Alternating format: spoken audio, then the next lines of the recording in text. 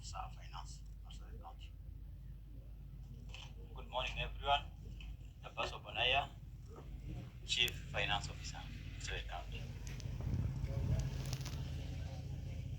Make sure the mic is on.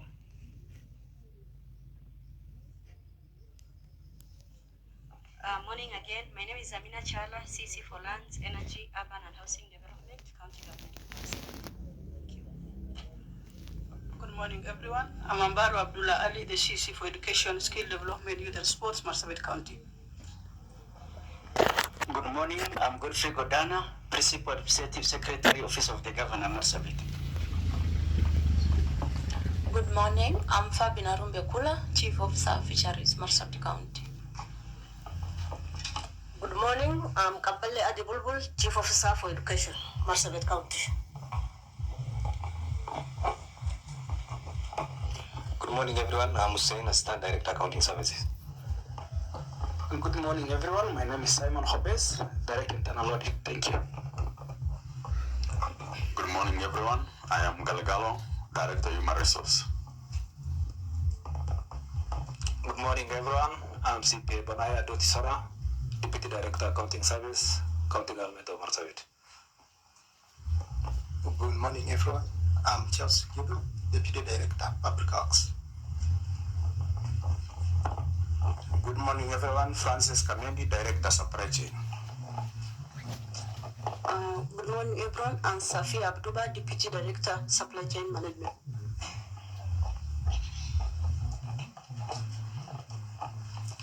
Good morning, everyone. I'm Abdikadir Suleiman, the Head of Liaison for Marsabit County. Good morning, everyone. I'm Sam Galgalo, Accountant, Marsabit County. Good morning, everyone. I'm Abdurrahman Mohamed Somo, Accountant, Marsabit County. Good morning, everyone. I'm Abdi Mohamed, Accountant on Marsabit County.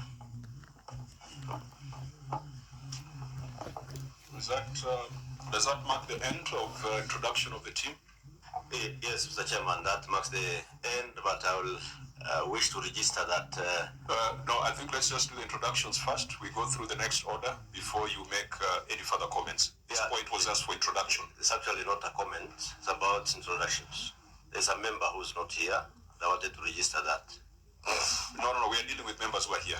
We are only introducing members who are here. If there's any member who's not here and who should be here and you need to explain, yes, we'll do it after the administration of oath. Okay. Next order will be adoption of agenda, and honorable senators, our agenda is as stated before us. Could I get a proposal? Point of order, Chair. Yes, Senator Nyonka. I just noticed there's a new member who has just walked in and she hasn't been introduced. I don't know whether she's at the right place or she's... So, Sergeant at Arms, find out whether she's here for Marsabit or she's here for Safari Rally as we do the adoption of agenda. Just find out whether she's supposed to be here. Yeah, she's from Marsabit. She's from Marsabit. Okay. Members, why don't we adopt the agenda, then we can come back to her. Chair, I propose. Thank you, Senator Sifuna. Chair, second. Thank you, Senator Onyonka. Could we get that member that, because so far you're a stranger, could we find out who that stranger is? Good afternoon. Good morning, sorry. I am called Judith Hawor Okelo. I am Supply Chain Management Officer, County Government of Marsabit. Okay. Now we can proceed to administration of oath. The clerk of the Senate will guide the governor.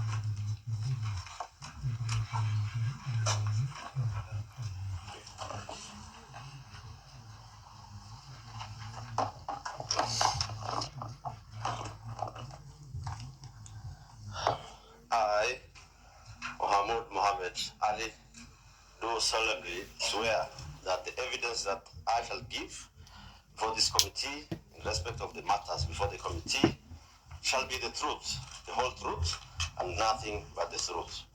So help me God. Next will be your tabling of your management responses.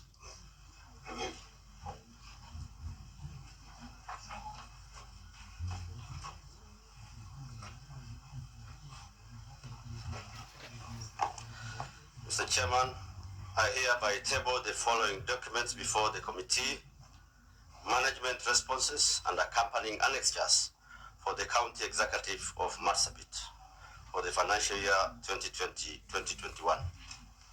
Having been in Parliament, you know what tabling means. It means you have to physically put them on the table. So where's your?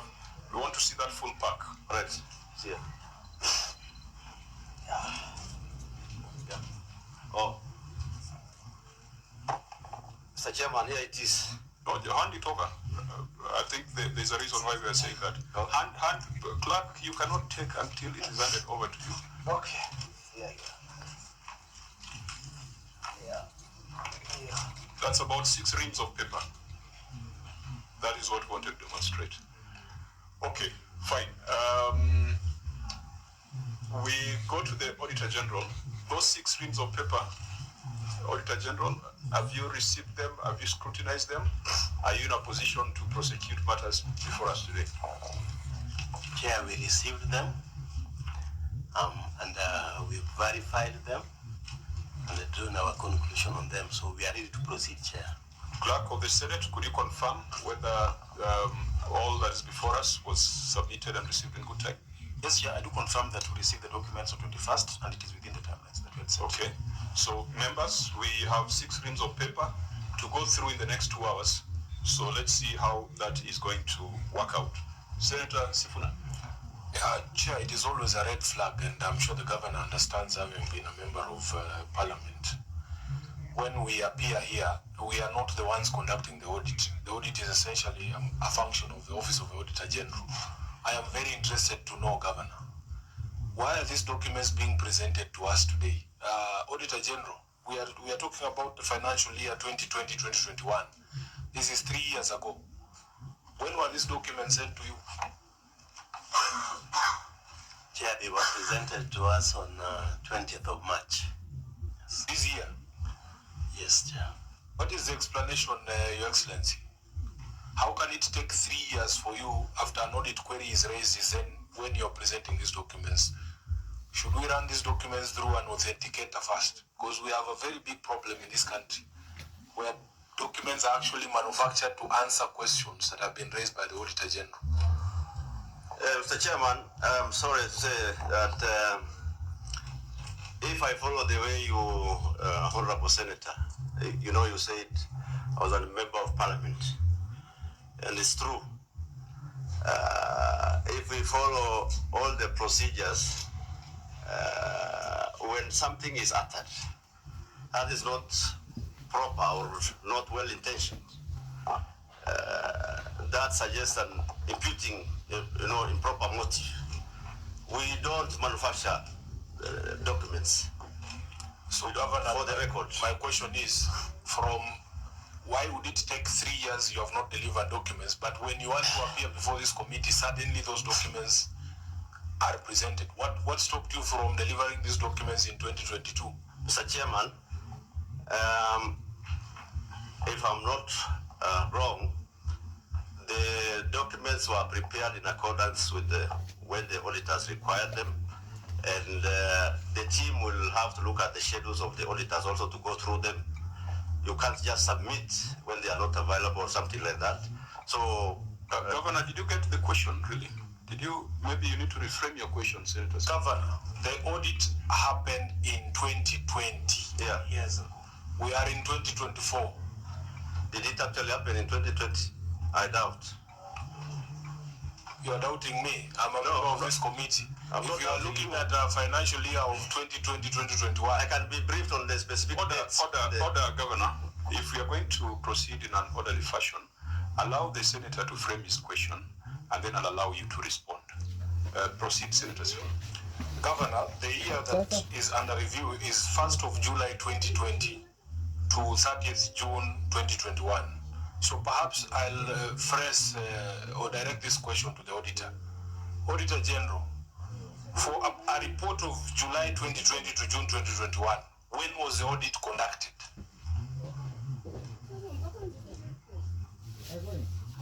Thank you, Chair. This is a report of June 30th, June 2021. Normally they submit financial statement after 3 months. So we go in around September, October 2021. That cannot be correct. The report is for that period between 2020 and 2021. So you went in which year? In which month? 2021. September of 2021. Okay, Governor. From September of 2021 up to now. Governor? Yeah, Mr. Chairman, I was going to say, after the audit is done, normally, there's a window when the teams agree any document missing or any further questions to be answered to the auditors. They schedule appropriate dates. I have not inquired why they have not, or which dates they really agreed, but I doubt if it was our making as a county, because there's a time schedule, timeline they agreed, and that is when the team submitted the documents. Are you accusing the Auditor General for your adverse opinion? I am not accusing the Auditor General, but I'm just saying I'm not sure the time schedules they agreed. This was a very straightforward matter, but Governor, I think if you don't deal with the questions directly, you will lead us into a lot of unnecessary queries. The audit exercise is specified in the Public Audit Act of 2015. The timelines, the steps, and the procedures. There is an entry meeting, there is an exit meeting. There is no other meeting after the exit meeting. Which other appointment is this that you are alluding to? The Chairman, it is not the first time I've appeared for this committee. No, just you know that. No, I respect this committee. Can you deal with the issues? We would be on issue number 2. The question we are asking is why we have 6 reams of paper before the Senate, while these 6 reams of paper were supposed to have been presented to the Auditor General at the time of audit. Marsabit County has had several problems, as you very well know. We have had a lot of clashes. People were not working. Offices were being closed. In fact, sometime in 2021, towards the end and early 2022, Marsabit County was not functioning, Mr. Chairman. But that said, but money was being spent. It's back and sorry. But money was being spent. There's evidence here that money was being spent. 8 billion shillings was being spent. So you proceed with your thesis. Yeah, Mr. Chairman, I think what I want to say is good that we understand each other. If we are going to have a very harsh position from the beginning, right, we may not make Governor, you are not going to direct us how to proceed. There was a very simple question by Senator Sifuna. It has not been addressed. What we have received are histrionics and diversionary statements. And I don't think we'll be able to proceed with the audit if we cannot get that answer, because we are dealing with an adverse audit opinion, which in the words of the Auditor General means that the financial statements do not present fairly in all material respects the financial position of the county executive of Marsabit. Out of 47 county executives in that financial year, I think only about 6 county executives had an adverse opinion. And we take great interest in those 6. So just deal with the question framed by Senator Sifuna without diversionary statements. Yeah, can I add? Senator Dulo? Yeah, maybe for you, Governor, when you have an adverse opinion, it majorly touches on the production of the documents. So I think that is maybe where there's a problem, and that is why members are asking why the documents were not there at the initial stage. I think I just wanted to add that bit. Okay, just 1 minute before you go back to the governor. Okay, see, Your Excellency, the point I'm demonstrating. Yes. It's a very basic point. Yeah. The document you have presented, for instance, is an LPO here. This LPO is dated 2020. My question is, this LPO was there in the county. I wasn't. Your position is that because there were upheavals I don't know if they were floods, I don't know whatever it was. That explanation is what you're supposed to give the committee, because it cannot be the job of the Senate to be seeing these documents now. Chair, some of these documents are not even remotely legible. We are not going to sit here to do something that should have been done before. Your Excellency, I am also an accounting officer at ODM. I am audited. I have had 15 straight clean audit reports. We know the audit process. If there is a document that has not been presented, you are asked within a matter of weeks to present the document. It is not fair for you to come with documents 3 years down the line and then you want to claim that we are being harsh. Is it really fair? Thank you very much, Senator. I think what I want to say, Chairman, is that first of all, the issue about the adverse. I am equally very disappointed with my team, and we've talked about it at length. I have not taken it lightly. But that aside, as to why the documents were delayed, my understanding was when the team conducts, the auditors conduct their audit, and some things are not available, they will normally request the county team to provide those documentation at a given time. I did not ask this question to the team because I didn't know that I'm required to answer that. However, that period, we had a lot of problems in the county. Many times, offices get closed. So, and this is a national news, which everybody knows. We had a lot of chaos. The county assembly was not functioning. My office was not functioning sometimes, most of the time in 2021. So I agree that it has taken a lot of time, but it was not out of our making, Mr. Chairman. Senator Onyonka. Your Excellency Governor, I would like to inform you that before we come and sit here, we always go through these reports. We've been doing it since 7 o'clock in the morning. And the question we are asking you was not asked to you. Initially, it was asked to the Auditor General. So let me ask the Auditor General to tell you what they told us. Are you with me? AOG, can you tell us why these documents came in late? Chair, the team, during the time of audit, the documents were not presented to us for audit verification, but from 20th March this year, the documents were submitted to us. So naturally, what assumption would you make as an officer who's doing an audit? On a fair scale, what would you assume is the reason why the documents were delayed to be brought? Was it because of sloppiness? Was it because there was no communication? Was it because there was no information on the management meeting that you held the first time and the exit meetings? Those issues were never discussed. Or did you discuss and the document didn't appear until March?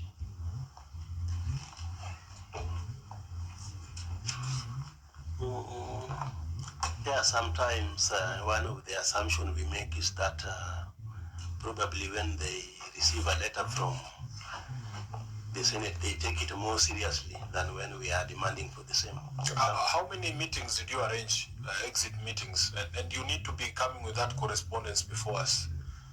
Because Auditor General, if indeed, Chair, if indeed this Appendix 1.1, this is how thick Appendix 1.1 is responding to a single query of 9 million shillings. As a senator, am I really expected to go through these documents to see that that answer has been satisfactorily responded to? This is 2 reams of paper times all these copies, when they would have just given you the original documents. Can you give us a schedule of the meetings you had with regard to this particular year? How many exit meetings do you have? For this particular year we are discussing? Yes. Chair, like in any other audit, we have the entry meeting, then we have the exit meeting. But in between, as the issues arise, we send what we call an audit query. Yeah, that is as the team gets the issues, they submit audit query in written form to tell them the issues that require to be addressed. Yeah, so the governor is saying he has not asked his team. Yes. So we leave him out, at least for you. Yes. Because you are the counterpart, you are the other party in this discussion. Yes. How many meetings have you scheduled with, or how many times have you requested for these documents? Before the report comes out, the requests are several at the audit query level, at the management letter level, at the draft audit. So you confirm these issues were in the management letter? Yes, Chair. They were there. So through you, Chair. Just a minute on the point you had raised. So if you received these 6 reams on 20th of March, that was a Thursday.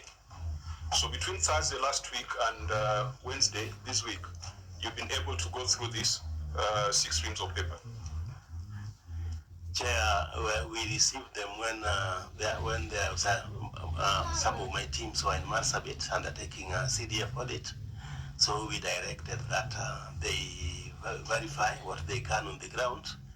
The rest we could do desktop verification, Chair. How many physical meetings have you had with the team from Marsabit with regards to this supporting annexures? With my team? Yes, between your team and the team from Marsabit. Did you have any physical meeting, or you just, when they submitted this, the written responses, did you have any physical meeting to go through the responses before today? Yeah, they had a meeting with my team that was on the ground, Chair.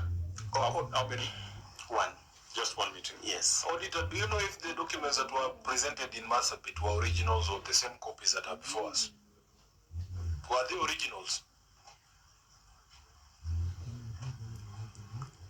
Chair, I've not had my team raise issues that they were not original, but I needed to confirm that before I get back to you. There's a reason I'm asking that question. Were they originals or were they these same copies before me? Because I want you to read the document for me here, if you can read it. I needed to confirm from my team if what they saw was actually original. Senator Sifra, I'm a bit concerned because if the Auditor General got the very same documents we have, there is no way you can tell me you read these documents. The documents themselves are not legible. Governor, this is your own bundle. Unfortunately, you didn't write page numbers. I would have referred you to the document before me, but the clerk can bring you this document. You tell me if you can read anything from the document. Mr. Chairman, the originals are available and can be tabled if they are not legible. I'm sorry. Let's take the next let me, as that happens, let me allow Senator Cherargei and Senator Chute to go on record.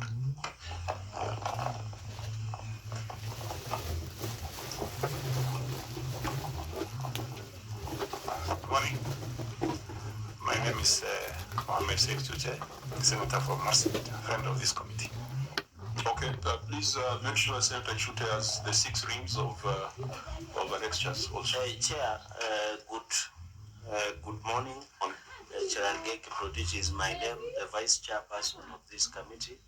Chair, I think the tradition of this committee has been, if the auditor has not verified and there is late submission of documentation, we are wasting time. We should adjourn and do other things and give the client time to look at. Because in as much as we go, the eye that normally gives us opportunities is the Office of the Auditor General. And Governor and your team, this should be your last. But the law says having in the end of an audit progress or audit process is in Senate or in Parliament, having considered your mitigation. So I don't think, because it looks like the auditor has not gone through, and I can see it's humongous bundles of reams, and yet, and I know Senator Sifuna was trying to find out, when you have cited the original, you say, I certify the true copy of original. So if original document has not been cited, it can be easily cooked or manipulated. So, Chair, I think the more we go into it, the more it does not make sense. because as they say, other things can lie but numbers. So I think, Chair, as a traditional president of this committee, you and me and Senator Dulo, we have sat in this committee for almost a decade now, and tradition establishes a parliament, and the governor is a former parliamentarian. So it's better we give time to the auditor and these other gentlemen to look at it, and then we come back. We are always available when need be, even when during recess. I thank you, Chair. Thank you, Senator Charake. Senator Sifuna, what were you trying to demonstrate? I wanted the governor to confirm whether he can read anything on that document, because it's what he has submitted to me. Personally, I cannot see what that document is about. Mr. Chairman, I was saying the original is available and it can be availed. Of what use will that be to the committee now that it is part of the bundle? Because I'm sure you brought this for us to consider your responses. So if they are ineligible, if they are not legible, how do you? It's unfortunate, Mr. Chairman. The documents, as you've said already, are many, and human error like this can happen, and I apologize for that. So, Governor, back to my contention when we began, because this is a process of verification of documents. Now that you have given me a document I can't read, can we go back to that conversation about why those original documents were not presented to the... Mr. Chairman, you know, it's a process. When the auditors finish their work, there is management response, we give management response. This other one now, after a follow-up query like this is the only forum where these documents will be. That is a reality. No, point of order, Chair. Senator Sifuna, that cannot be. I think I heard you talk of objective facts. That cannot be an objective. Let me just finish here. We asked you for documents. You said there have been all these issues in Marsabit. Then you bring me a document I cannot read. Are you still going to accuse me of imputing ill motive if I say that you did not want me to see what is written in this document? Because you have presented a document I cannot read. Mr. Chairman, out of all the many documents, this is one page, and maybe so. We remove this one. No, it's unfortunate. I have already gone on record and apologized for the unfortunate error. Unfortunately, you cannot dismiss all my work just because of one page, Mr. Chairman. Your Excellency, you can't decide that for us. You know the standing order. Yeah. Fine. Now, we appear to have a county entity that does not understand the Public Audit Act. And we must dispel this notion that after the audit, there is another window or another meeting where the governor and the auditor general are supposed to discuss issues. And Patrick, I want you to, because part of the reasons why we have these sessions is not just to be adversaries, but also to be advisors. I've heard the governor repeatedly say that after the audit, there was supposed to be another meeting. We must make that very clear, that there is no other meeting under a tree between an auditor and a governor. Having been given 1 month to, not even 1 month, having been given 3 months, you are given 3 months to prepare your financial statements from 30th of June all the way to 30th of September. Is that true? There seems to be, because Marsabit, you must operate under the same PFM Act, under the same Public Audit Act. OAG, can you clearly lay out those steps so that whatever the governor is saying, when we say it cannot go on record, it is on the basis of the law? Chair, as he does that, you will allow me to plug 3 more pages so that the governor does not accuse me of things. This is another page from your document, Governor. This is the second one. I want to do another one. These are documents you presented before me this morning. This is another one. In all honesty before God, you have taken an oath. What am I supposed to make of this? This is just a sample from one of these bundles. You put these things before us to read them. All these documents are from your office, Governor. It is not me. Order, Governor. Senator Sifuna is making a point, and you do not have to respond to every point. Otherwise, we will not make progress. And I think you must take this as an exercise where we are advising you. You cannot claim to be an exemplary student because you have come here with an adverse opinion. So there is some education that has to be done. despite your parliamentary experience, despite your professional experience, but not all of us can be experts in the Public Audit Act and the processes. So I want you to be humble enough to listen to these senators, to listen to the OAG, and see what is expected of you, because that will save you in future from getting an adverse opinion. And an adverse opinion is not just an adverse opinion. It means loss of funds. There are conditional grants which you cannot get if you have an adverse opinion. And we'll be demonstrating to you as we go ahead that because of this opinion, the people of Marsabit have lost millions in form of Kenya Revolution Support Program. So it is not a casual thing. So I want you to relax, take a deep breath, and be ready to learn from the Senate and the OAG. It might help you in future. We are not in a defense and offense situation. Senator Dulo, before I ask the Auditor General to outline the audit process, and then we see whether we can make progress. I just wanted to clarify from OAG whether they have managed to go through all these documents before presented to us. I had asked that question earlier, and Meshach, what did you answer?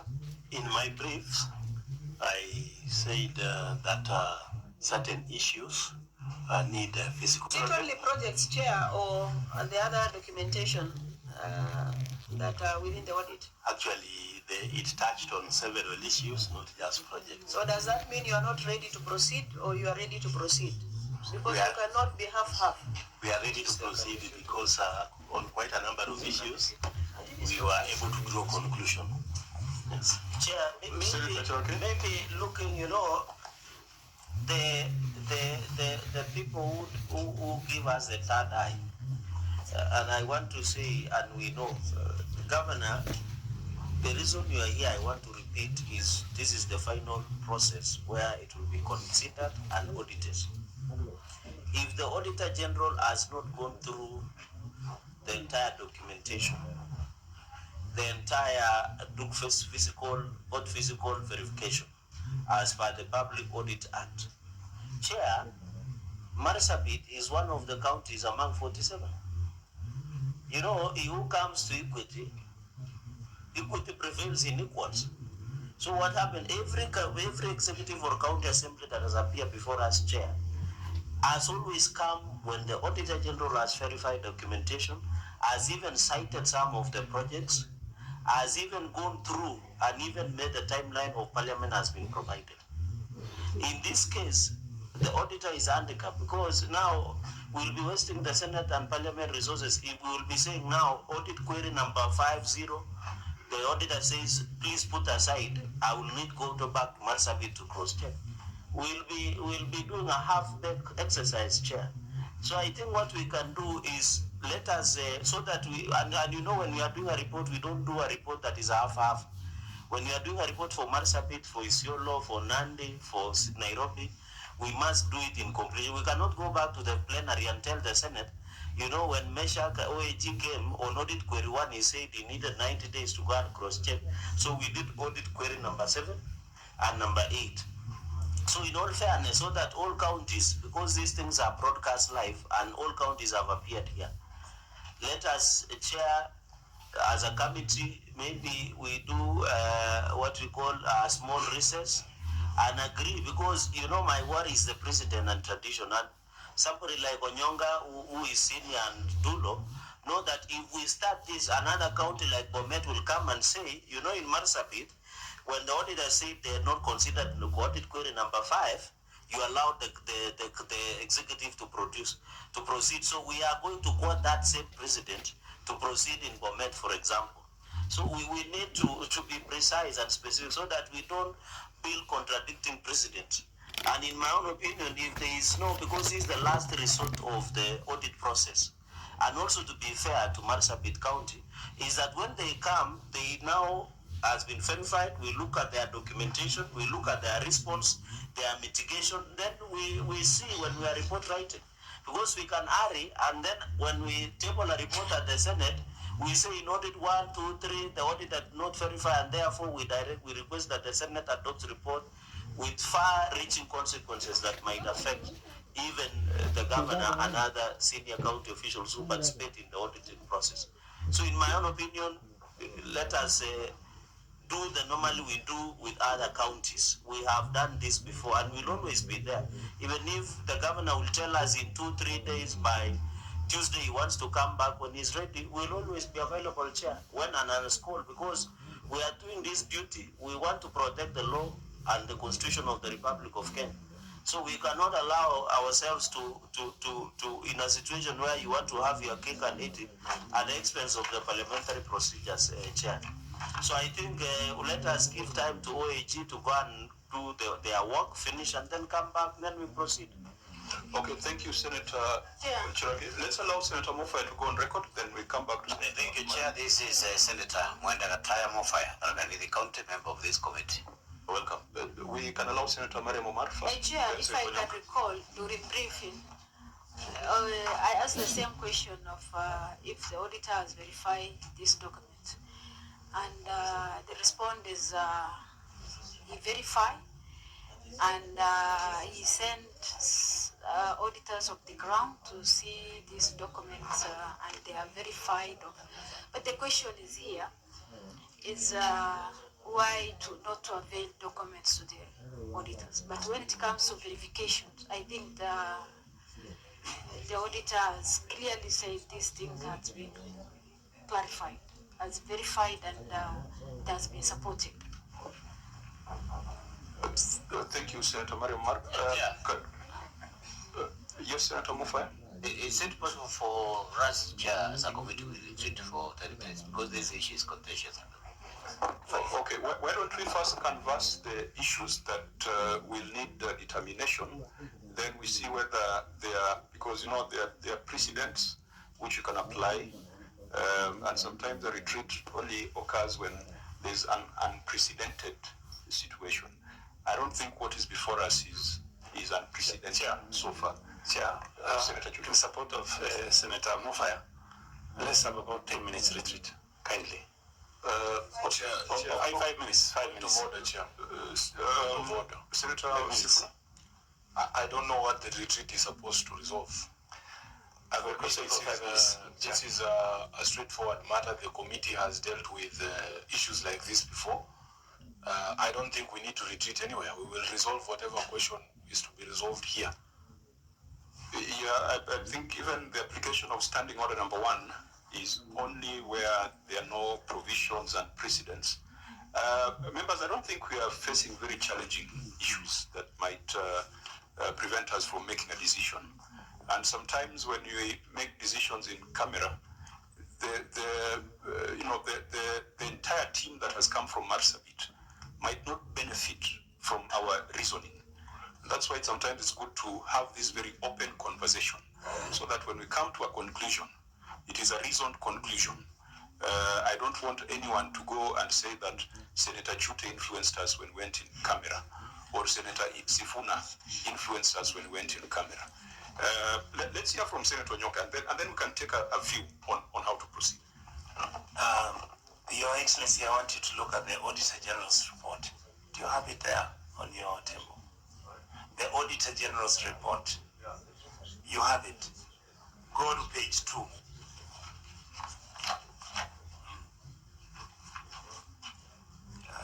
You've seen it? Yes. Paragraph 1.8. Paragraph 1.8. Yes?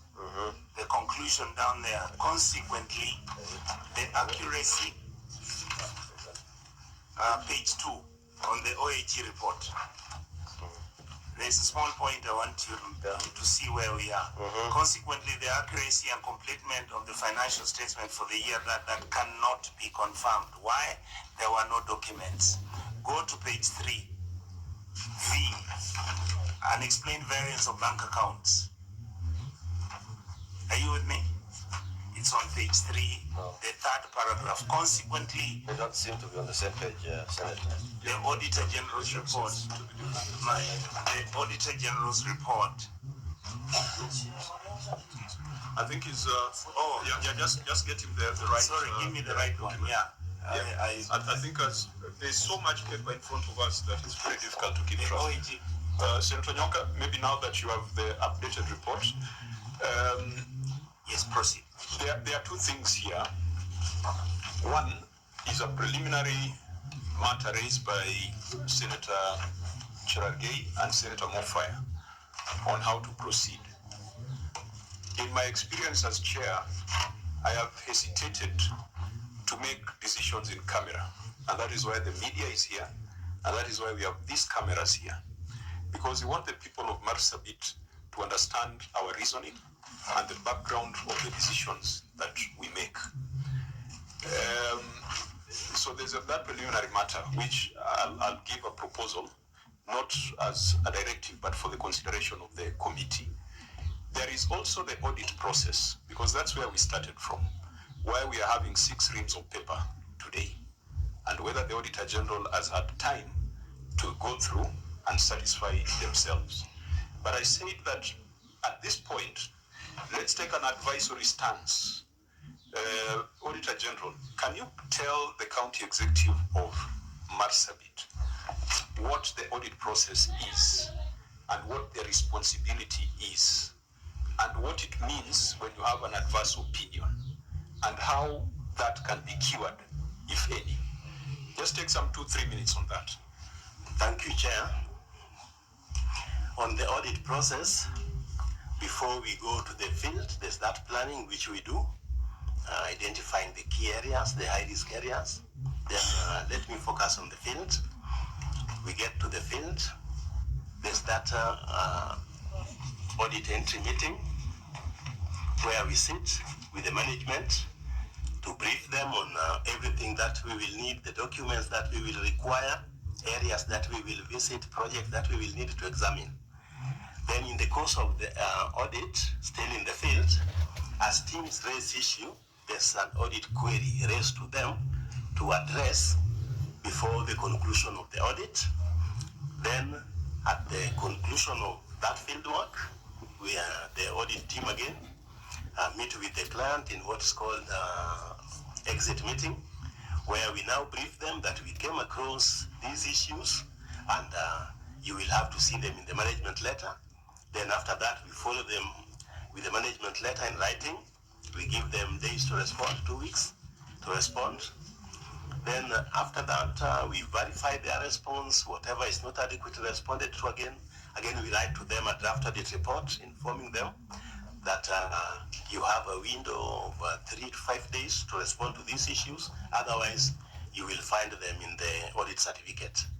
So if they don't address that, then we issue the audit certificate. But again, let me observe here that Marsabit has really improved as far as audit is concerned of late. Initially, the response was poor, because I can remember even as recently as 30th June 2022, they didn't respond to my draft audit report. Probably that explains why most documents are coming at the Senate level. But in 2023, the response was quite good. They were able to respond to my draft audit report. So they are actually appreciating what a bit slowly. Yeah. Let's not forget that what we are doing today is querying the 7.6 billion that was spent in Marsabit and the 8.2 billion that was received in Marsabit. Basically 8.2 billion for that financial year. So those subsequent improvements, we shall deal with them when we come to them. Governor, I hope it has been made clear what that process is. Other governors attend the entry meeting and they attend the exit meeting. I don't know whether you have made it a habit to attend the entry meeting of audit and the exit meeting of audit. Is it that you feel it's beneath you because you still have to come to the Senate to address a report that is a product of that exercise? Is there a commitment that you would wish to make going forward in terms of being hands-on on this? Yeah, Mr. Chairman, I respect all government entities and especially so the audit process. Unfortunately, when they were there in this particular exercise, I had other engagements here in Nairobi.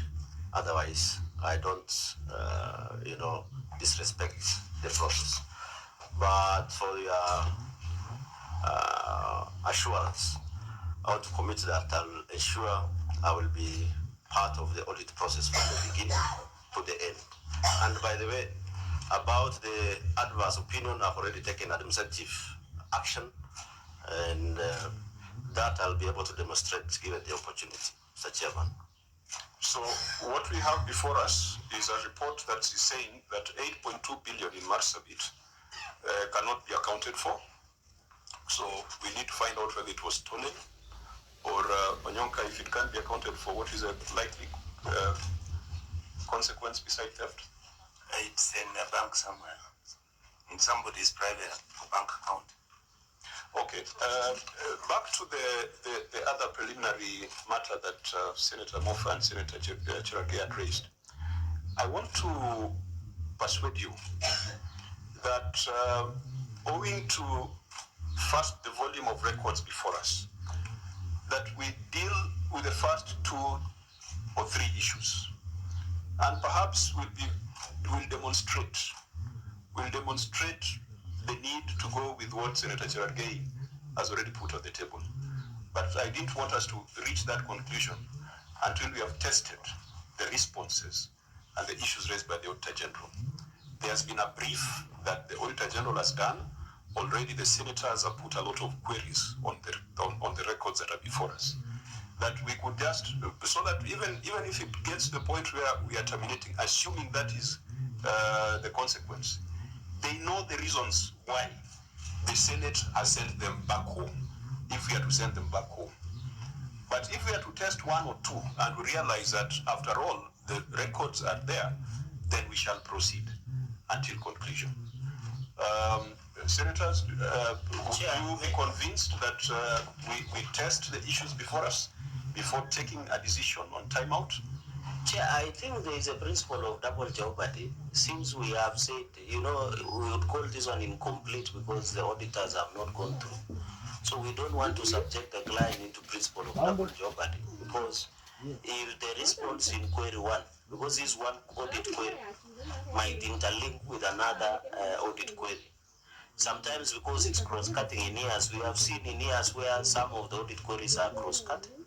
So it will be a principle, because we'll be subjecting them to the same process, which will not make any sense. Because the validity and veracity and authenticity of document will be in question as long as the auditor has not given clean bill of health. So, Chair, considering today is a last day before a short recess, we have division in the afternoon, members have other committees, it will not make sense to subject the client to the same principle of double jeopardy. Allow the client, since we have agreed, and this is in good faith, allow himself and the team to reorganize themselves, the Auditor General to have time. We'll always be available, because I want us also to be the fair the client, even in our report writing, so that when we are tabling, the client has that opportunity to give us elaborate mitigation responses. Because if we say we can do audit query number 5, we do it, and then we say it is incomplete or what have you, and then now next time when they come, we'll say we had closed audit query number 5. So, and yet audit query number 5, the client does not have sufficient time to give a response. So in my own honest opinion, so that we don't subject the client to the same process twice, we allow that period, let them have a chance, because Parliament is the last place in the audit process where they can mitigate the raising of audit queries that have been provided.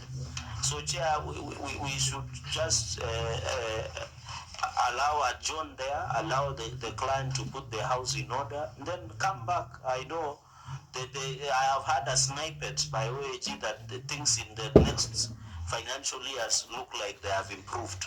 So it looks like it is work in progress. So, Chair, I think let's allow us to adjourn at that point. The client has gotten the necessary directions and engagement or deliberations, then we can move to other things, because now this ribs that is there, Chair, I will not find it comfortable to proceed.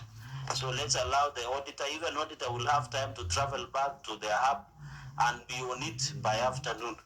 Meshach, unless you still want to do Easter shoppings in Nairobi, but you should be back in office, so that when we need you, you are available. Yes, Chair. Okay, Senator Mariam Omar. Chair, I have different opinion, because I think Vice Chair, he has not attended the briefing. and auditor say he has verified the document. But I go with your opinion that we can maybe tackle a query, maybe to give an evidence that we cannot proceed more. But on that ground, we can say no, we cannot proceed more than this. But on the ground of the Vice Chair, Cherege, I disagree, Chair. Okay, so you have a contrary view, Senator Richard Onyonka?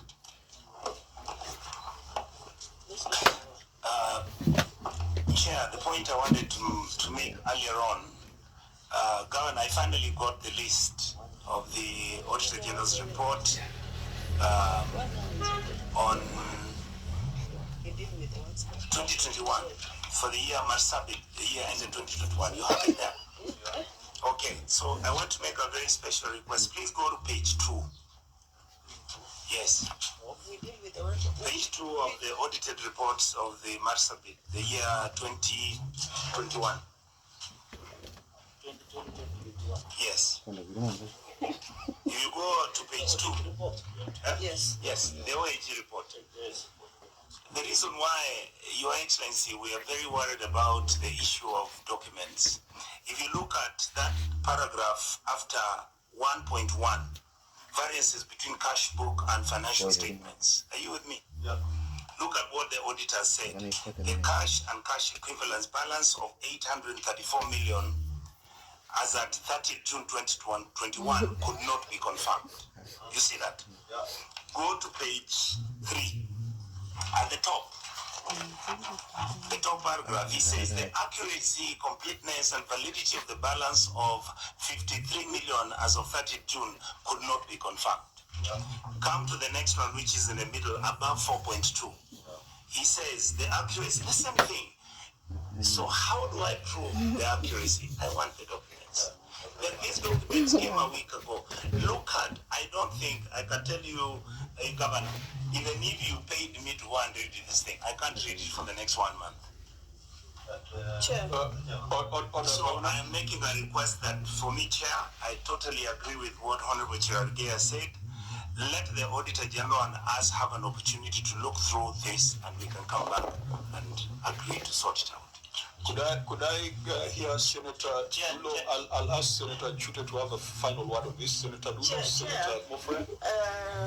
Personally, I feel we still have a bit of time. We have looked through, there are some issues that are resolved. And I think because of, in the interest of time, we can look at the issues that are resolved so that we can actually reduce the numbers for the remainder of 1 hour, 1 hour and a half, just to look through and also give guidance on the county. I feel we can proceed with those that are resolved. Then we can tackle the rest with the projects as auditors can have more time to look at it, I think. Senator Mofre? Chair, there is enough proof that, you know, the auditor is the prosecutor of this committee. And I agree with Senator Onyonka and Senator Cherege that there's nothing much you can do for now. You know, we do a comprehensive report. We can't have a report which is half-baked. So I think, Chair, we have all the time. Next week we are here. We can always give the governor this second bite to come and for us. I don't think whether it's important for us to interrogate something which is not very clear for us. Okay, Senator before Nani comes. Okay, make a brief comment so that when Senator Chute gives his view, then we can now take a position on way forward. So in fact, the accuracy and completeness in a process. You know, I know there are people who look at a glass a half empty or a half full, but in accounting it does not operate that way. When you look at the accuracy and the response and that has been given, Chair, it doesn't make sense. I don't want us to come in the next sitting. We come to the same place again. And we are not saying we are condemning the county. What we are just saying is to give them time for fair hearing. That is my only argument. When you look even under the Constitution emphasizes on principle of natural justice and fair hearing. I want the governor, when he comes, all the members are comfortable, OAG is comfortable. When he gives his answers, it becomes easy for us to proceed. So, Chair, I request that let the meeting adjourn at that time, at this particular time. Then, Chair, we give a chance to Governor even to have time to travel back, organize himself, and then come back. We'll always be here. Okay, let me hear from Senator Chute. Chair, I think if the governor is comfortable to proceed, I don't have any objection. Governor, can you go on record? You have heard the sentiments of my colleagues. I am being called upon as chair to make a ruling on whether to proceed or not. What do you have to say? Mr. Chairman, I plead with the committee that we proceed because, Mr. Chairman, don't get scared or we should not worry about. I have extracted, or my team has extracted, all the questions from the Auditor General are here. All our answers are here. That's simple. These are simply for reference. Okay? And the issues Senator Onyonka highlighted, if he will have listened to my answer. To avoid a chair, can the governor repeat that part that he says these are simply for reference? No, I'm saying, Senator. Because, Governor, if you are giving a response and you quote an annex, it is an answer. Yeah, it's an answer. Yeah, so you cannot say an answer is correct, but reference is just for the sake. No, sorry. I didn't mean to say that. I meant we don't have to go through all the volumes. It is the lead question that will help us. Where are the substantive or evidence of what we are talking about? This is what I meant. So in a nutshell, Mr. Chairman, I am comfortable to proceed with the process. Honorable members, I have a problem with the answer of Governor. He says we must not go through the entire volume. Then why are we here? Oh, Chair, can I just give a rider? Governor, in this committee, we read documents. So what we will do, if it is your intention to proceed, we will proceed. It's okay. And we will go page by page. So there's a reason why you put these documents before this committee. It's all right. So how we deal with the evidence you've presented to us is really up to us. But yeah, I'm in agreement. Let's continue. And when we get to those pages that have issues, you will know what to say. Honorable members, what we are dealing with is 8 billion of public resources that cannot be accounted for in Marsabit County. It is not any other matter beside that. There is 8 billion Kenya shillings before us. That money came from taxpayers. It was sent to Marsabit County. The Auditor General tells us that the financial statements do not present fairly in all material respects. In all material respects, the financial position of the county executive of Marsabit as at that financial year. That is a matter of great concern. And that is the reason why the Senate exists, why this committee exists, to ensure that the money that we send to counties is accounted for. The Division of Revenue Bill was read a first time in the Senate yesterday. We will be reading it a second time today. Governors want us to send about 450 billion to counties, over and above the 391 billion the national government is proposing. But when Marsabit cannot account for 8 billion Kenya shillings, then it pulls the rug from our feet, because our friends in the National Assembly who have proposed 391 billion will ask us, why do you want us to send more money if 8 billion that was sent to Marsabit could not be accounted for? So it is not a light matter that we are dealing with here. We are talking actual cash that has come from the pockets of Mwananchi, sent to Marsabit, and the Auditor General says he has no idea how that money has been spent. Honorable members, if the governor gets away, he will probably come back next time with a similar set of documents, infuriate the committee, and he will get away, and it will be over and over, and will not be brought to account. I want to convince members, let us hold this governor to account today. He was a governor who was in office in that financial year. He must tell us where that 8 billion shillings is. If it is not stolen, then he must demonstrate where that money has been put for the benefit of the public. And I want to propose, members, that we will go issue by issue in our standard format. If we get to a point where we realize that the 6 reams of paper that have been brought here have just been brought to confuse and amaze and befuddle the committee, then as a chairman, I will terminate the proceedings and we shall adjourn and set another date for a proper substantive committee hearing. So members, having listened to the various concerns, I want to propose that we go issue by issue. It might also be a good example for the team that has accompanied the governor to learn a few things on the expectation.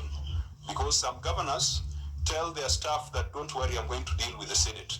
Their fellow politicians, I'm going to talk to them. We want the staff that has come here to know that they also have a responsibility. If we agree on that, the first person that we must call to order is a professional who prepared these financial statements. Governor is Mr. Shale Ibrahim Shale, still in the county government. Mr. Chairman, Ibrahim Shale Ibrahim is still in the county, but remember I said I took administrative action following even this report. So he's not in the core department of finance. What department is he in? He's still in general in finance, but I have seconded him to. What is his title? What is his title? His title is Director Revenue. So the guy who does a financial statement with an adverse opinion, what you do is to send him to revenue. Sorry? Director Revenue. So you made him Director Revenue. So after getting a diverse opinion on his financial statements. Yes, because for now, I thought he will be able to handle that docket, but he was in the accounting department. He was a director accounting when this report was being made. He's the one who prepared this report. Yes. And this report, the Auditor General says, falls far short of the professional expectation and professional standards. It is our position, and we have pronounced ourselves on this, that any member of the Institute of Certified Public Accountants of Kenya, in this case, Shale Ibrahim Shale, member number 11643. Number one, we are going to refer him to the professional body for disciplinary action. And number two, we are likely to reach the conclusion that he's unfit to hold public office. Because any accountant, any professional who cannot prepare a proper financial statement has no business being paid by public resources to continue stealing. Governor, I take note that perhaps you are also a member of a professional body as a quantity surveyor, and you know what you are bound to. The persons who are in HR, they know what they are bound to. That's a regulated profession.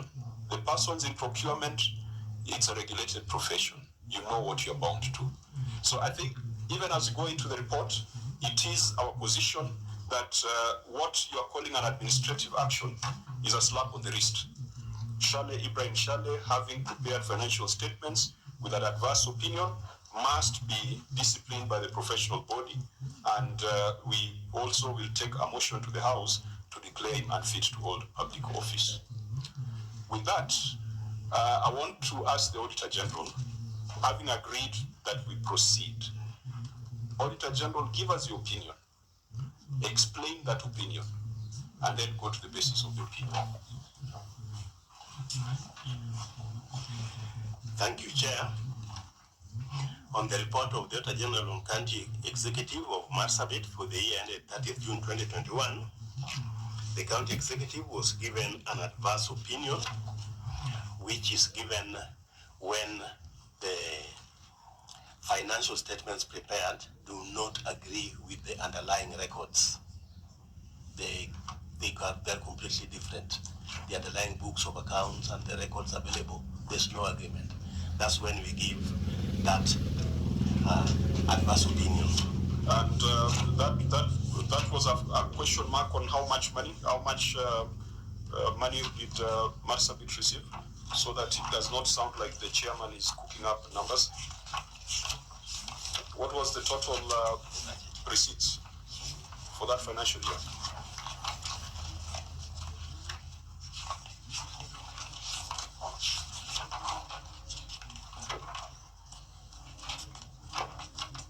In the statement of receipts and payments? Yes. Chair, the total received in the exchequer for the 2020-2021 was 7,355,536,600 shillings. Chair. Total gross receipts. Gross.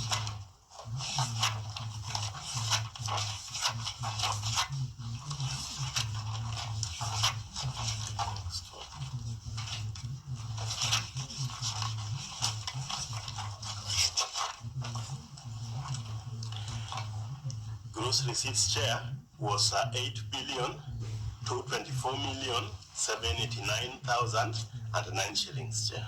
So you could not confirm whether the entire amount, 8 billion, was used in line with the law? Yes, Chair. What is the implication of an adverse opinion? And we have seen this with other counties. There is a conditional grant called Kenya Devolution Support Program. How much money did Marsabit get in this financial year? Kenya Devolution Support Program. Governor, can you tell us how much you got as KDSP in the 2020-2021 financial year?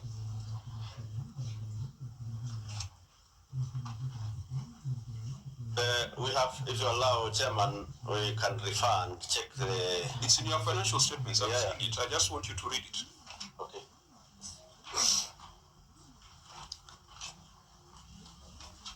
It's being checked, Mr. Chairman. It's in the notes to the financial statements, note number 2 on page 31 of the financial statements.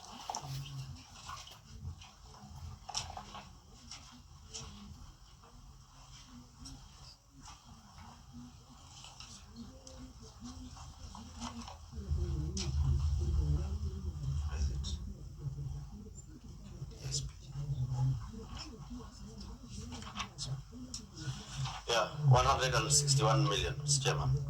161 million? Yeah. 524,000? Yeah. 635? Yeah. Now, can you continue getting this money if you have an adverse opinion from your knowledge of that conditional grant?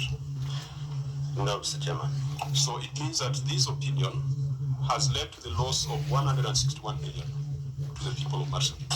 Still, Mr. Chairman, in that particular year, we had that problem, and I told you I've taken action. But by the way, Governor, we are just laying facts because we must establish a link between this opinion and the money that comes to Marsabit.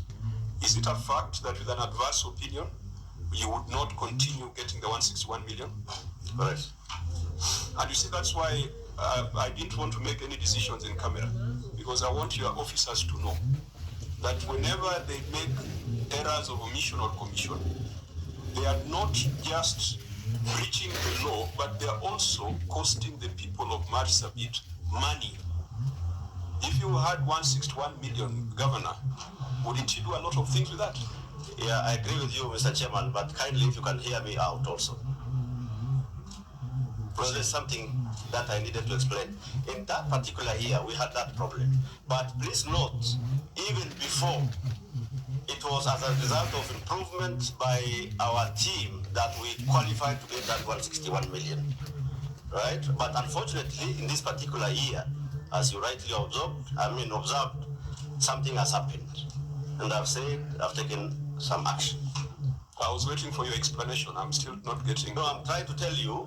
Because the fact is, you lost 161 million. It's true. Opinion. I'm only trying to say it is true, but we made effort previously. We had, and when we came in as a county, we gradually, the way the auditor has been saying, we've been gradually improving in this department. The 161 you have noted was as a result of improvement over the previous system, or rather accounting procedure that we did. So when you lose it, then it should not be an issue. It is a big issue, and that is why I took administrative action. Remember, this is not free money. This is money that adds to the national debt stock. These conditional grants, you think it's free money coming from donors. That money is guaranteed by Treasury. Kenyans are repaying it.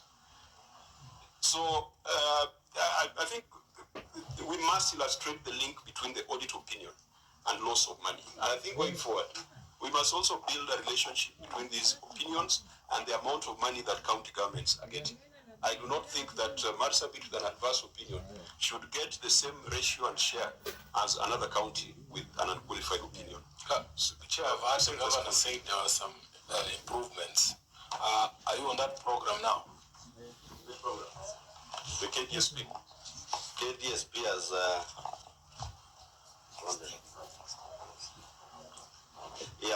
I think that one has been concluded, but there is another phase of the same. Are you going to qualify for that next phase? Next phase? Remember, this is 2021. I know exactly which year we are talking about. I'm asking you about now, because you have spoken about the improvements you've made. Yeah, improvement was made. Remember, I'm talking about what we have been progressively able to do. The time we got this 161, the years before, the situation was worse. And therefore, when our records show that we've made some improvements, that is when we got this 161. Then where did the improvement stop? Because you got now an adverse opinion. It is what we are addressing now, and if you listen to my answers to the auditor, some of them you will appreciate, Mr. Chairman. You know, the objective of KDSP is to build capacity, and it's to build the capacity of your staff. In fact, it's almost a blank check for the county executive to define areas where there are gaps. And so when you absorb 161 million of KDSP, it should translate into improved capacity, improved efficiency, greater transparency, rather than the reverse. But I think we have made that illustration or the link between the opinion to the money that the people of Marsabit would have gotten. We'll go to the basis of the opinion, but I'll ask Senator Cheragay to make his comment. Just on adverse opinion, you know, in private sector, when you get adverse opinion, you're supposed to be fired. I think in government agencies, when you get adverse opinion, you are rewarded. Who is this chief officer who did not have his pack number? Where is it? Did the contract ended Wario Jimmo Al-Sama, number one governor, and number two, this one on Wario Jimmo Al-Sama. Who is he and where is he? Number one. Number two, you can be noting down so that it is easy for you to follow up. Number two is on this adverse opinion, the financial statements we have seen. In fact, before we go to another question, there is basis for adverse opinion. You are saying there is improvement, Governor, and that loss of Kenya Devolution Support Program of 161 million because of these issues of accounting. When you say you are improving, are you admitting there were capacity issues in terms of that department that was supposed to do their job? Because, and then in your answer, if you are admitting there were capacity challenges and there is improvement, can you provide the committee with that either through the County Public Service Board to show us if there was an accountant missing or you have hired another one, or people who do not have his pack, people who are professionals are there now, so that when we are receiving your mitigating answers and basis for adverse opinion, we can understand you. Chair, that is my three questions. Okay, Governor, please make very brief responses if you wish us to proceed, as you had stated earlier. Yeah, Mr. Chairman, the issue Senator is referring to about improvement. I'm talking about over a period of years, how we got the 161 in the first place. We improved from, we had an adverse again in 2016, 2017. In 2018, 2019, we improved to an extent that we were given this opportunity to get that 161. That is what I meant.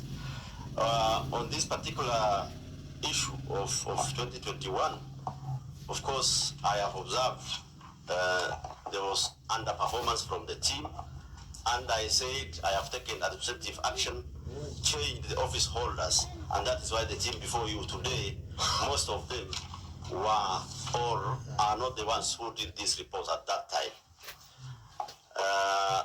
Sorry, I lost the third. Where is, when you say there is change, you know, Governor, I've heard you say we have taken administrative action. Would you provide the evidence of the same number? What I mean, yeah, Number one, on whether you can provide evidence of administrative action. And then finally, this gentleman, Wario Jirma, asked us, where is he? Wario is here as Director of Budget, but that time he was the Chief Officer. He was acting Chief Officer. But he has not indicated here. And you know the limitations of acting under the law. Yeah. When you are not substantively in office, you cannot make some decisions.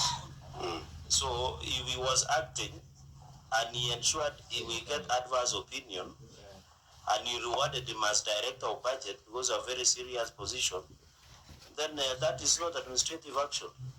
It is administrative action on the opposite direction. Yeah, because how do you reward somebody who has performed badly? I thought he should even have been suspended, go through disciplinary procedures, because it's just a slap on the wrist here. So this Director of Budget who was acting then, if in fact the governor, to be honest, because we want Kenyans to appreciate the role of devolution, and that is why you hear some people in some quarters saying we do away with devolution. Because these are some of the things people are comfortable with. For example, this gentleman was acting. He went ahead and gave the adverse opinion. This should have been a reason why he should not be in the position he is now, because Director of Budget, he might ensure that there is under absorption or budget is not properly prepared. What will you use and you already have mentioned? So, Chair, I think this administrative action by the governor, we must see it as a committee so that we understand what he means by saying administrative action. I think that would be a proper way to handle it. And give us evidence and how what we have done in this administrative action to Ibrahim Shale. Of course, we have recommended him to the necessary professional body. Even as here, we have our own professional body. If you do a misconduct, LSK will take action against you and they can withdraw your license. Yeah, so as we proceed, I'm sure that we'll find cases where there are officers or players in the county that might require sanction, and I think we'll deal with those on a case-by-case basis. For those who are members of regulated professions, remember those professions are established by acts of parliament. The regulations for those professions are established by acts of parliament. We are parliament. We have the power to make reference to those societies to take disciplinary action.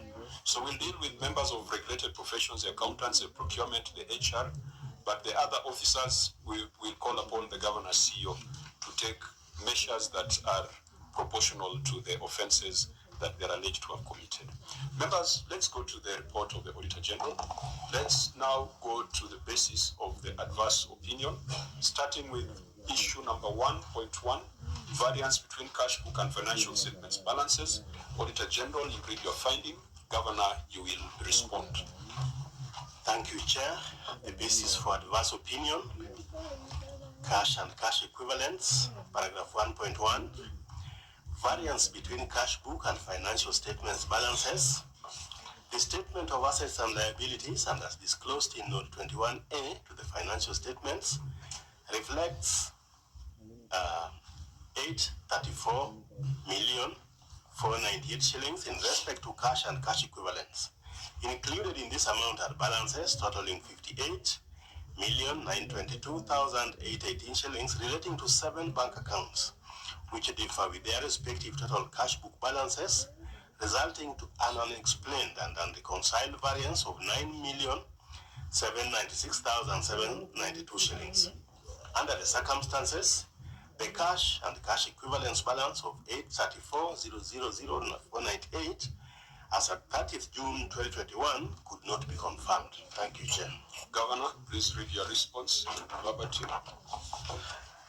The management, Mr. Chairman, has reviewed the report and established that the updated cash books and bank reconciliation statements, which agrees with the reported balances in our financial statements for Marsabit Municipal Revenue Account, Marsabit County Operation Account, Marsabit County Local Revenue Account, and Food and Agriculture Organization Project Account are as attached.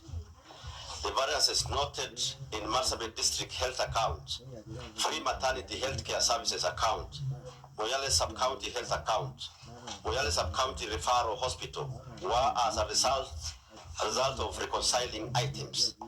the reconciliation has been done and disclosure on reconciling items made. Mr. Chairman, refer to Appendix 1.1.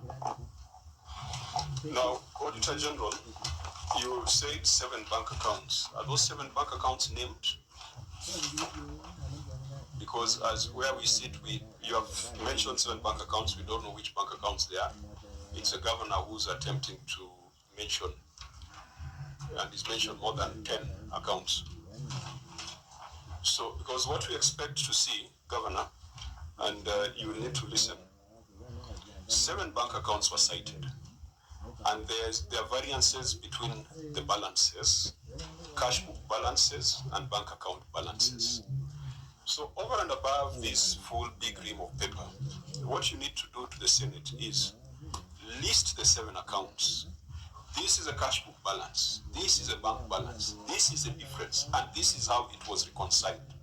So I hope you are able to demonstrate that in your appendix. Appendix 1.1. Chair, I want the governor to confirm to me, in your answer you have said the reconciliation has been done and disclosure of reconciling items made. When was the reconciliation done? Okay, maybe take the questions, just take note. I started by saying what would have helped the committee, and that's why I wanted us to go through this process, so that even if you have to come back to the Senate again, you know how to present your evidence to the Senate. So when was the reconciliation done? I'm asking for just a summation or a listing of the 7 accounts, the cash book balances, the bank account balances, the variances, and the action taken to close the variances, without going through 100 pages of paper. Senator Chirake? Chair, just a quick follow-up. This could not be confirmed. Governor, I expected in your answer you should have confirmed this 834,00498. Your answer does not come out. And then number 2, Auditor and Governor, the process of opening these 7 bank accounts under the PMF Act is very specific. I can see there is KCB Bank Limited. On these 7, as the chairs, Governor, can you name these 7 bank accounts and tell us whether the process of opening as the PMF Act has been followed? Because we have counties where people open commercial bank accounts, maybe to get interest or put a fixed deposit account and earn interest. In some of the banks, like I can see KCB Bank among others. So, Governor, can you name this bank account? And if possible, because they are saying 58,922,818 relating to 7 bank accounts. And these 7 bank accounts I've had, there is one for the hospital, among others, Marsabit Municipal Revenue Account, among others. And give us the justification as to why there is existence of 7 bank accounts. Because if we allow you to have 7 bank accounts, you can have 50 tomorrow, and it contravenes the public finance management, Chair. Thank you. Okay, before Governor responds, Auditor, first tell us what were the 7 bank accounts that you cited?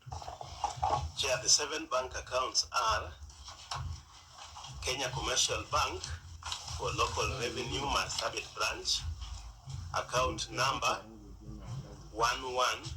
1140751484, and the balance at 30th June 2021 was 48,841,439. And the second, that was a balance on account, or that was a cash balance, as per their records? That was is that credit? The balance they were giving as per the financial statement. As per the financial statement. Is that a credit? Yes, for credit. Okay, so just on that, so that first account of KCB Marsabit, where in these supporting documents have you demonstrated that KCB Marsabit? In fact, Chair, I was coming to that. That's why I was asking the governor to tell us when this reconciliation was done. Because it would be easy if you just demonstrate to us that KCB Marsabit, this was a balance 48 million, it was reconciled and go to page XYZ. That's where the evidence is. I can help him. The document is not paginated. He might accuse you of introducing your own evidence. It's this one. Allow him to allow him to be the one to point us there. Governor? Yeah, let's start with that first account, and maybe out of the 7, we can just do a sample of 3. No, we say we start with that one. We first see how that was treated. We pick another one. So if you do a sample of 3 or 4, then we can now ask for the Auditor General's opinion. Chair, writing also, if you go to 43, financial statement, financial statement 43, page 43.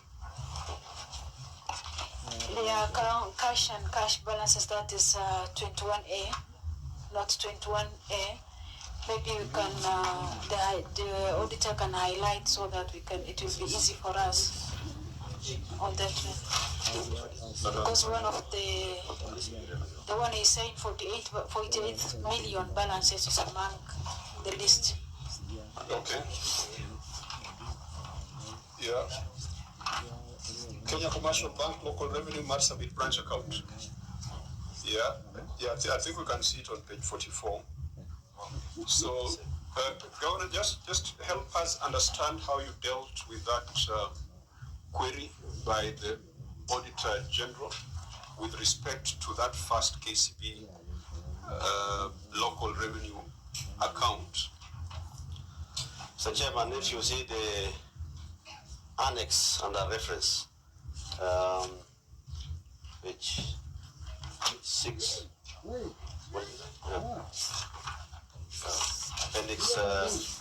appendix 1.1, after the first 5 copies, the 6th one,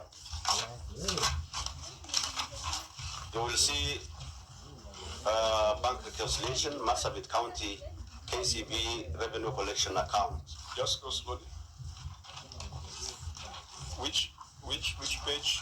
And I think next time let your officers paginate every single annexure. That is noted, Mr. Chairman.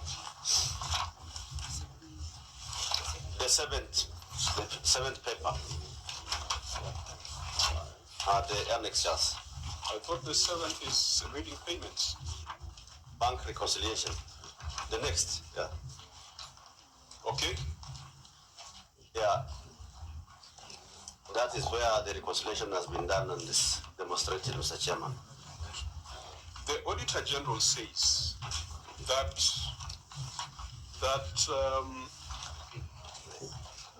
the balances relating to this account differs with the respective cash book balance. Auditor, just make it easy for us. You know, when you hear cash, we know this is money, the money that senators appropriated. My understanding is that in one record, you got 48 million. And in another record, you've got a different figure. So what was the cash book balance for this particular account? Is it 48 the cash book balance, or 48 is the actual reconciled balance?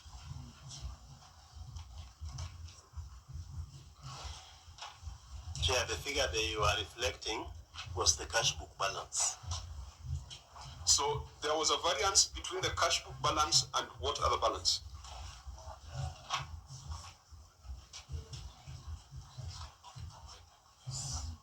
Well, if you say there's a variance, you are comparing 2 sets of records. So on one hand, you've got the cash book balance. What is the other balance that you're comparing with? Is it the bank balance? The bank balance, yeah. That is the bank balance? Yes. So this 48, is it the bank balance or this is the cash book balance? The cash book balance. Could you just explain the difference between the two for our appreciation?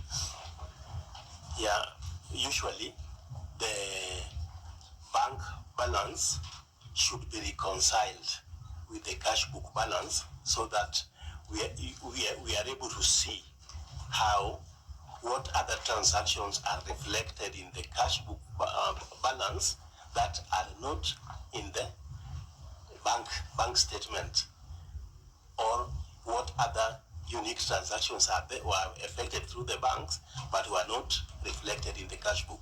Usually that's what causes differences between the two balances. So can you resolve this without a certificate from the bank of the balance as at that time on this account? Usually after a short period of time, if there were some unpresented or uncredited checks, they are presented, they are credited, and they... I think you have not understood the chair's question. Yes. The short answer is no. The problem here is that they did not give you a certificate at the time of audit from the bank confirming the bank balance. So if you look at the bank certificate of balance that has been presented by the governor, yes, you will see it has a date. It has a date of 15th March 2024, which is last week. That is when they were doing the reconciliation. Yes, Chair. At the time of audit, that was the position. So this reconciliation was being done with this meeting in mind. That is the same problem that I wanted us to go back to, Governor. The statement of bank certificate of balance from this account from KCB, I'm looking at it now. It is dated 15th of March 2024. That is last week. When is today? Huh? Today is 28th. So, Governor, you are doing this reconciliation or providing documents or sourcing documents? No, sorry. Purposes of this meeting? With all due respect, Senator, even if it's dated recently, the bank balance doesn't change. It can be checked. The balance we're talking about is for that time. I understand that. I'm saying, when did you get this certificate of balance? It has a date there. This is your own document. Yeah. I'll consult I'll ask one of my teams to answer that. Okay, so as he finds it, you will see another certificate of balance. I think when we'll get to that, you'll read the dates for us. This is why I was asking you, when were you doing this reconciliation, Governor? Reconciliation was done immediately after the audit. But that is not possible, given the documents you have placed before us. Chair. Okay. What senators okay. That's why we will say we use the tooth and comb to look at your documents. Some of them was reconciled 11 January 2022. So the question that Senator Sifuna asked, how often do you do bank reconciliation? And Governor, if you go to my other question, do you have capacity challenges? Because this is just pure capacity, because if you should know when to do reconciliation, because document, this one is KCP, it is 11 January 2022. I thought the auditor at that time, the audit period under, which is extended up to November, the next financial, has been complete. Yes, Chair. Is it so? Yes. So, Governor, why would you introduce a strange document in the year under review? Unless this one is in the wrong place, because, and that is why we're asking, when do you do bank reconciliations? As has been requested by Senator Sifuna. Another one is, this one is another document, is also 11 January 2022. Another one, Chair, interesting, is 15 March 2024. When the governor realized he was coming to the Senate, we decided to go back and get another certificate of balance. Very interesting. Another one is 15 March 2024. And it is good, I'm seated to a very good gentleman who is the area senator, and he can confirm that what I'm saying is what I'm saying. So that is why, Chair, I always insisted that we need to give chance to the client to clean up his own documentation. I think doesn't make sense. It's important to point out to them the problems we have here. Because if we just tell them, no, we are not dealing, they'll probably not be able to see what the problems are. Yes. And I think this then must be taken as a constructive exercise, where even you are learning. But it should also not amount to the Senate acting in vain. Correct. The Senate cannot act in vain. Parliament can never act in vain. Chair, maybe a final observation, some of this documentation on Annex 1.1 is not even owned, because they will tell you there must be a stamp saying certificate of the original copy. Yeah, so the original is governor. So there are all those things. There's certification of the trueness of the copy, the pagination. Those are things that must improve when we do our future engagements. But Auditor General, you raised this matter, and it was part of the basis for the adverse opinion. On this KCB account, where 48 million is involved, I can see that takes you cited 58 million. So 48 was in one account, KCB. Which was the other account with a big amount? Because also in your finding, it would have been useful for you to do a table listing the 7 accounts with the balance, the 2 balances that were not tallying.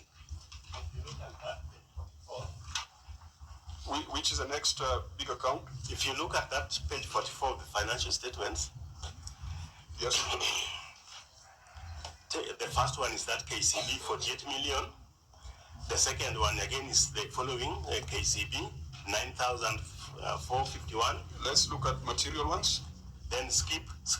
You only need. What about the cooperative bank above it? That one is not a problem. No, it starts from the 48 million. Then you go to the 9,000. Skip the 22. Then the rest are part of the 7. So the Equity Bank Marsabit municipal revenue account, is that part of it? Yes. So then let's see how that has been addressed. Maybe just take the 2 samples, because 48 plus 8, that is already 56. So if the 2 are addressed, then it can guide us. So Governor, could you just confirm how you reconcile the variance between cash book and bank balances for Equity Bank Marsabit?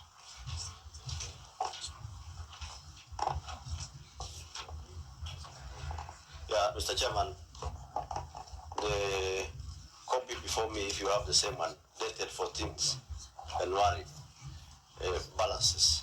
Sorry, I missed you there. Just come again, Governor. I was referring you to the one from Equity.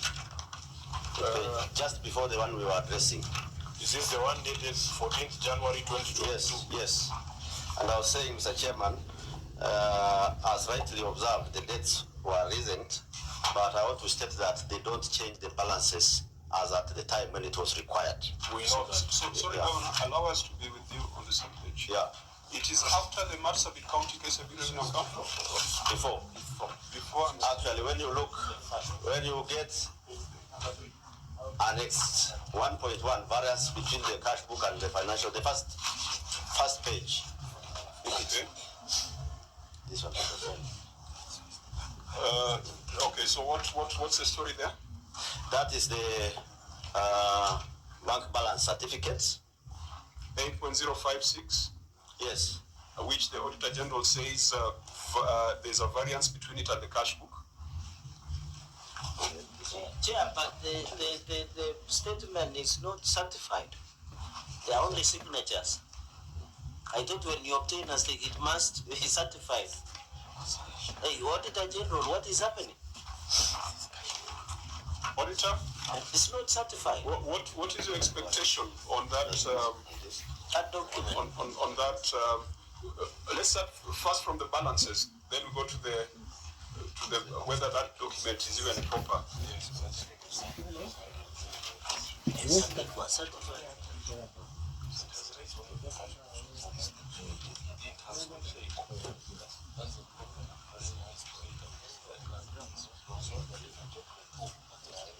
Chair, that is why I insist, Chair,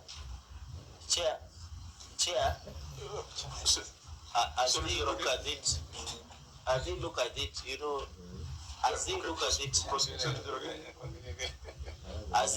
it, Chair, you can understand why we are struggling through the documentation. I don't think it is us struggling, Chair. Well, personally, I'm struggling with the documentation because it is not a legitimate expectation on how we do things here.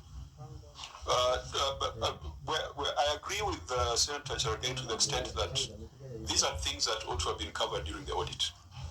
And to convert senators to be scrutinizing bank certificates and cash book entries is to reduce us to accountants. and very junior accountants. So what we are doing here is really not what should be done at the Senate. And I think we are going to have a very painful exercise.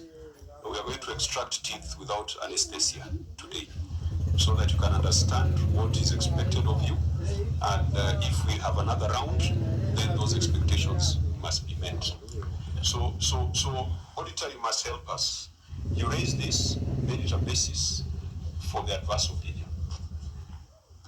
How has that equity Marsabit account been treated, and what makes you satisfied that now the variances have been reconciled? Just demonstrate that to us. Thank you, Chair. First, as regards this balance that has been raised by the Honorable Member, Senator, usually we confirm bank balances directly, although this one we didn't have enough time to confirm it directly, so we just took it at its face value. That's one. Point of order, Chair. Meshach, you are taking us into a very dangerous I don't feel comfortable sitting here anymore. Yes. How can you accept a document and which will not verified, and you're saying you just accepted it at face value? No, I'm saying usually we confirm bank balances of clients. Did you confirm that one? Did you confirm that one? This one, no. Thank you. The story ends there. Chair, that is what I'm saying. That's what we are talking about. I think the OG has a power under the law, isn't it? Patrick, does so how can we know the has power under the law, yes. But we don't usually go to the bank for all of them. Yes. And that is why Chair was saying this document is failing short of authenticity. Order, senators. Chair, it will not change that the OAG did not confirm this document with the bank. Because I would have expected, out of the 7 accounts, we have demonstrated that only 2 had the big amounts. There was a KCB with 48 and equity with about 8. So the least we could have done was to independently look at the get those certificates, so that we don't have these questions of credibility of what is before us. In fact, when you go further to the bank reconciliation, purported bank reconciliation for that equity account, the date there is 18th of December 2023. 18th December. What is the fate of this document that has 8 million, yet it cannot be owned or verified? Should we strike out because it has not been confirmed? I think our hands are tied, and that is why, Chair, if this document has not been verified, in our report we will not quote it, and it will affect negatively to the responses of the client. So Senator Cherake, we have three options. I'm seeing 3 scenarios now unfolding. Scenario number 1 is for the Senate to attempt to look at these records supporting annexures and convert ourselves to junior accountants, which is a scenario which is untenable. Scenario number 2 is to ask the Auditor General to go back and confirm the authenticity of what has been presented, for example, like in this case. Scenario number 3 is just to call for a forensic audit of Marsabit County for the financial year that is under question, because it might appear as if the 8 billion cannot be accounted for. So a forensic audit is usually conducted with a view to prosecution. Those are the 3 scenarios that we have. I don't think we have any other. And Chair, that is why I would have expected the governor to take the second option, which is more fair. Because if we order forensic audit with a view of prosecution, it will be a different animal altogether.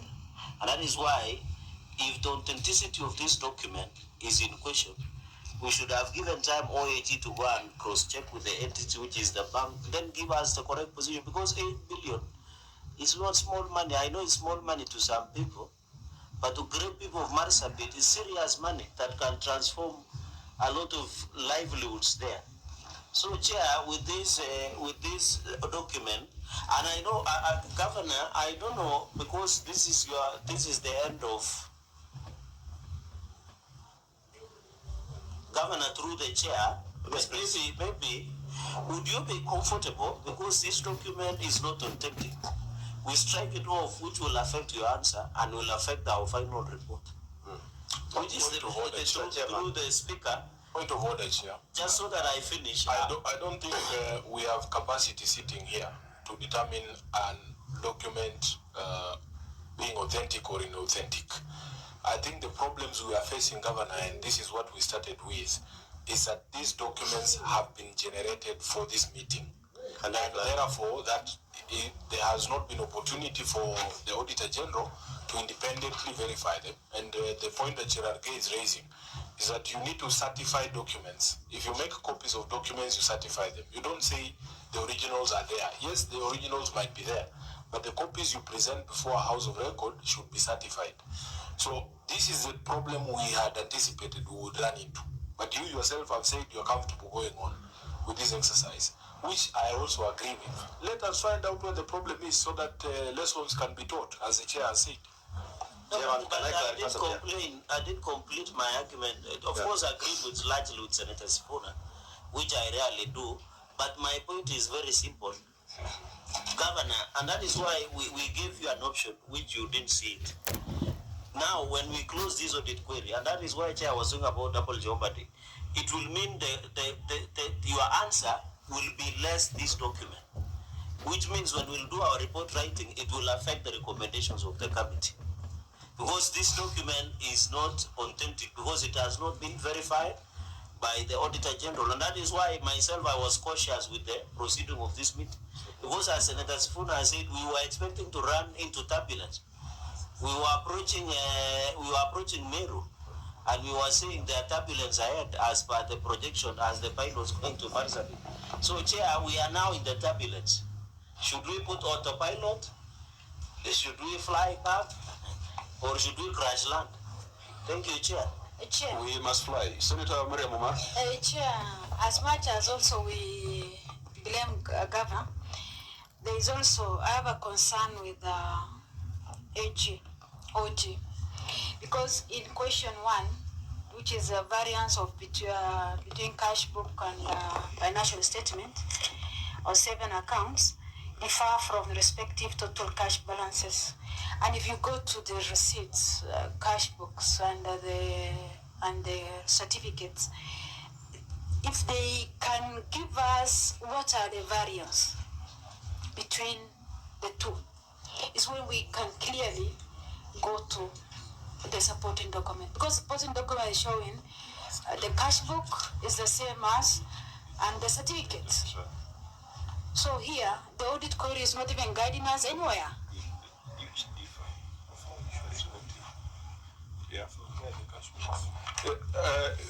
So there's I think there's a matter that OAG must confirm, and particularly because it's important to be specific on the accounts. I've been trying to be very specific on 2 accounts, which if you can deal with, I don't think we'd have a problem with the other 5 accounts. The second account is this equity account, where you have seen a certificate of balance, assuming it was authentic. Let's assuming. I'm not saying it is, but assuming it was authentic. Actually, it is. Assuming, because the Auditor General will have to confirm that. What is, look at the bank reconciliation that follows. Senator Sifuna says things are being done with this meeting in mind.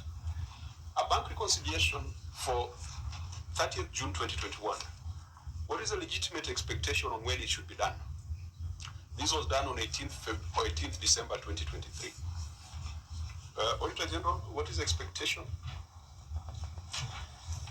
Chair, it should be done within the first week of July after that 30th of June.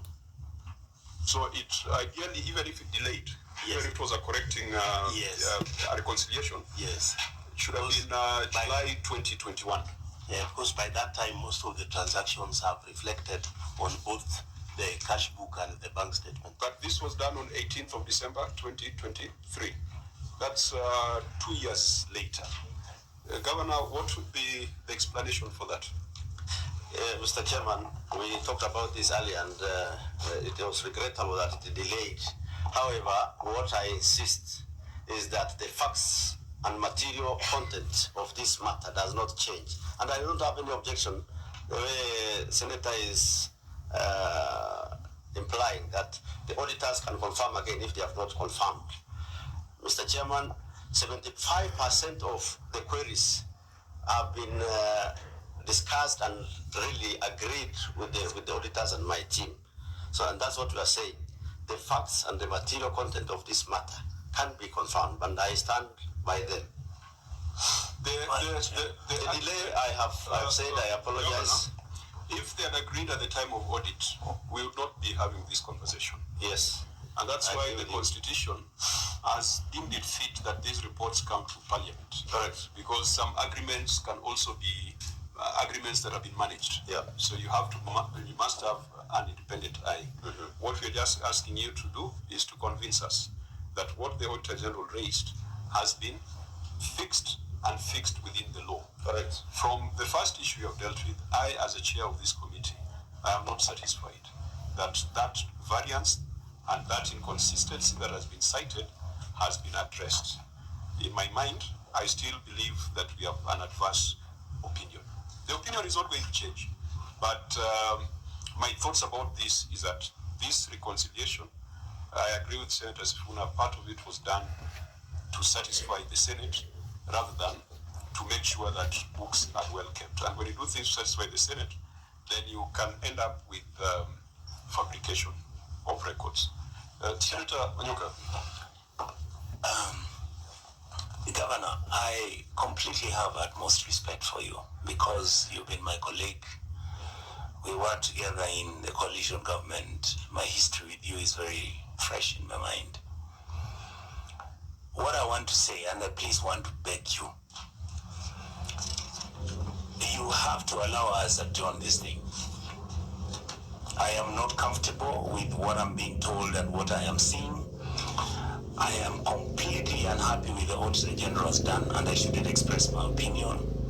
You cannot deliver documents to them when I'm asking him here, can you verify that the document you have is actually a true copy of the original? He doesn't. According to me, it humiliates my excellence and my performance and my responsibility as somebody who's supposed to oversight you. So my position is I am actually asking my chair to stop any further engagement with you until these things are sorted out. Yeah, on something else. Just on something else. Governor, what we are saying is we are not saying the issue of account with this amount or everything. What we are looking about is a procedure and authenticity. The standard procedure is that this document, the Auditor General must go and look at it. That's what you are just saying. We don't have a problem with your answer. Your answer could be correct, but it should be authenticated and verified. That is a standard procedure of any document. And that is why if this committee or in any forum we used to allow photocopies, it would not make sense. That is why even if you do a photocopy, it must be verified or authenticated through stamping or by signature, even superimposing that document, Chair. So I agree, but Chair, if we have to proceed, then we strike out this document. And when the governor comes for other part of the audit, we will not go back to this question. We write our report without this document. Senator Sifuna has just whispered something to me here. In this query, if the certificates were provided at the time of audit and authenticated, would we have a problem? Wage? Chair, we would not. We would not have a problem. So to solve it was just presentation of the certificates. Yeah, and the bank reconciliation statement. The bank reconciliation. But we are in a situation where we have certificates here, but the Auditor General cannot confirm their authenticity. Are you able to confirm the authenticity of the certificates that are before us? Chair, we can write to the bank to confirm. No, what we have, are you able to do it now? Now, no. On the basis of the records before us? We've not yet. There was no time. Then definitely this matter remains unresolved. And members, I know there is frustration. Perhaps this is the messiest situation I find myself in as a chair, where we are not agreeing 100% with the OAG. And for the comfort of Senator Cherargei, I want us to attempt issue number 2, because issue number 1 is unresolved until the Auditor General is able to authenticate those certificates. We still maintain that those variances, which then point to loss of funds, remain. Mr. Chairman, with due respect, kindly allow me this. Governor? Yeah, I was saying, I'm a bit surprised because my team briefed me that this issue actually indeed had been resolved with the auditors. That is the brief I have from my team. So I'm shocked when the auditors are saying they cannot confirm now. You see, when you come to the Senate, there are questions the Senate asks, which sometimes the auditor may not have asked at that point. You are presented the auditor with a bank certificate, and they trust that it is authentic. The Senate is insisting that it has to be authenticated, and I think that is a fair. That is a very fair directive from the Senate, because even you, if your employee brought to you a bank account statement without a proper, authorization, you cannot trust it.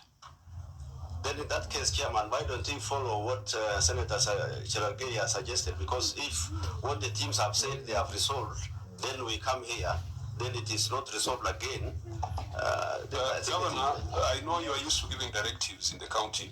Today I'm the chair. I agree, and I respect the chairman. I will give the directives. All right, Chair. You had pleaded that we proceed. I granted you that favor. I'm not going to allow you to direct the committee again. Chair, let me, Senator Chute, with your permission, let me make one request. You remember I asked the governor if he's comfortable to proceed. Yes. And I'm still very uncomfortable. Can you kindly, please, adjourn this meeting? Kindly, please. Because Chair, even Chair, we are using time here. Then it is like rocking a chair. If we continue, it will mean when we meet again, we'll go back because this issue remains unresolved. That is the effect of before Sifuna comes on board. Let me just finish. And this issue 1.1 remains chair unresolved. So it means when we meet, we'll have again to reopen. Chair, I think the problem emanates from AOG. This is their problem. Yes, this is not the governor's problem. We cannot allow Senator Chute. I'm going to volunteer. Allow Senator Chute to express himself. We'll guide him accordingly. Yes, you see, what the AOG is saying is he has not found time to agree on his documents, isn't it? That's what he's saying. So whose blame is this now? But you are saying that maybe OAG does not have enough resources. I think to be fair to OAG, we have asked questions which perhaps OAG did not ask at the Point of order, Chair. Senator Sifuna. Chair, we will go back to the initial conversation we had with the governor. You cannot blame the AOG for not finding time to go through and authenticate all these documents when they were served on him last week for purposes of this meeting. That's what I'm telling you, Senator Chute. If you look at the governor's own documents, the bank reconciliations, the certificates of bank balance that he has annexed to answer the query are from last week. They came from the bank on 15th of March 2024. So if the Auditor General's role was, after he received this document, he needed to go through all of them and discovers that he needs to call KCB in Marsabit to authenticate this document, you cannot then blame the Auditor General. This is an exercise that should have been concluded in 2021. This bank, KCB Marsabit, was in existence in Marsabit in 2021. They would have very easily gotten this document immediately. They saw issue number 1 is unreconciled bank balances. So you cannot shift the blame from the governor. And Chair, because the senator for Marsabit is only a friend of this committee, he must allow this committee to do its job. I have also been a friend in committees where he is a member and is a chair. And he don't go to his committees to direct because it is an obvious conflict of interest. He comes from Marsabit. At the end of the day, the decision we take must be taken by substantive members of this committee. And as a substantive member of this committee, Chair, I am telling you, we must proceed so that the governor and his team understands, even if they are to come back later, what issues the Senate has flagged. Let them go back home, knowing they need, when they come back, to paginate this document, to give documents that are legible. They have originals, let them make better copies. Let them understand that these delays are the ones occasioning this dilemma we are in. Allow the Auditor General to independently contact these banks. This is just one issue, Senator Jute. During the briefing, you were not here. There are 1,001 questions that we need to ask. And we don't do these things for the sake of doing them. We are doing them for purposes of that 8 billion shillings that the chair continues to refer. So I know, Senator Jute, you might be getting impatient. And this is how the County Public Accounts Committee does its work. We will go through these volumes. We are only on issue number 1. We will read all these documents, because some people think they can come and hoodwink this committee by dumping documents on us. We are not really the committee. We will read these things. And we have to show the county governor where he has gone wrong, so that next time we have a conversation, it flows. We say, yes, this thing was done this time, enough sufficient time was given, it was not done for purposes of this meeting. That is the process of audit. I go through this audit myself as an accounting officer at ODA. I do this. Stop it there, because when you mention ODM, Chirake will be jittery. No, I will not do that. I wish I would have attended Finrol in Narok where Sifuna was. But the point I'm trying to make is, what happens if 1.1 remains unresolved? Because, Chair, you need to give a ruling so that if it remains unresolved, if the client comes back, we don't need to reopen. We go with the answer as is now. What I would propose was, because remains unresolved. Issue number 1 is on cash and cash equivalents. This is actual money. Yes, this is actual money. Correct. It's extremely important. Correct. But issue number 1 has got 2 legs. There's 1.1 and there's 1.2. Let us deal with that 1 in totality. 1.1, 1.2. Already I can see in support of 1.2, you have got 1.5 reams of paper. So can we move to 1.2? Then we now take a view on cash and cash equivalents, whether it has been fairly presented. So we move from 1.1 with those reservations that we have made. Let's go to 1.2. Chair, I seek your indulgence. Governor? Yes. Kindly guide us on who is to certify these documents. Kindly. Governor, do you have a county attorney in? I have asked that question to the county attorney.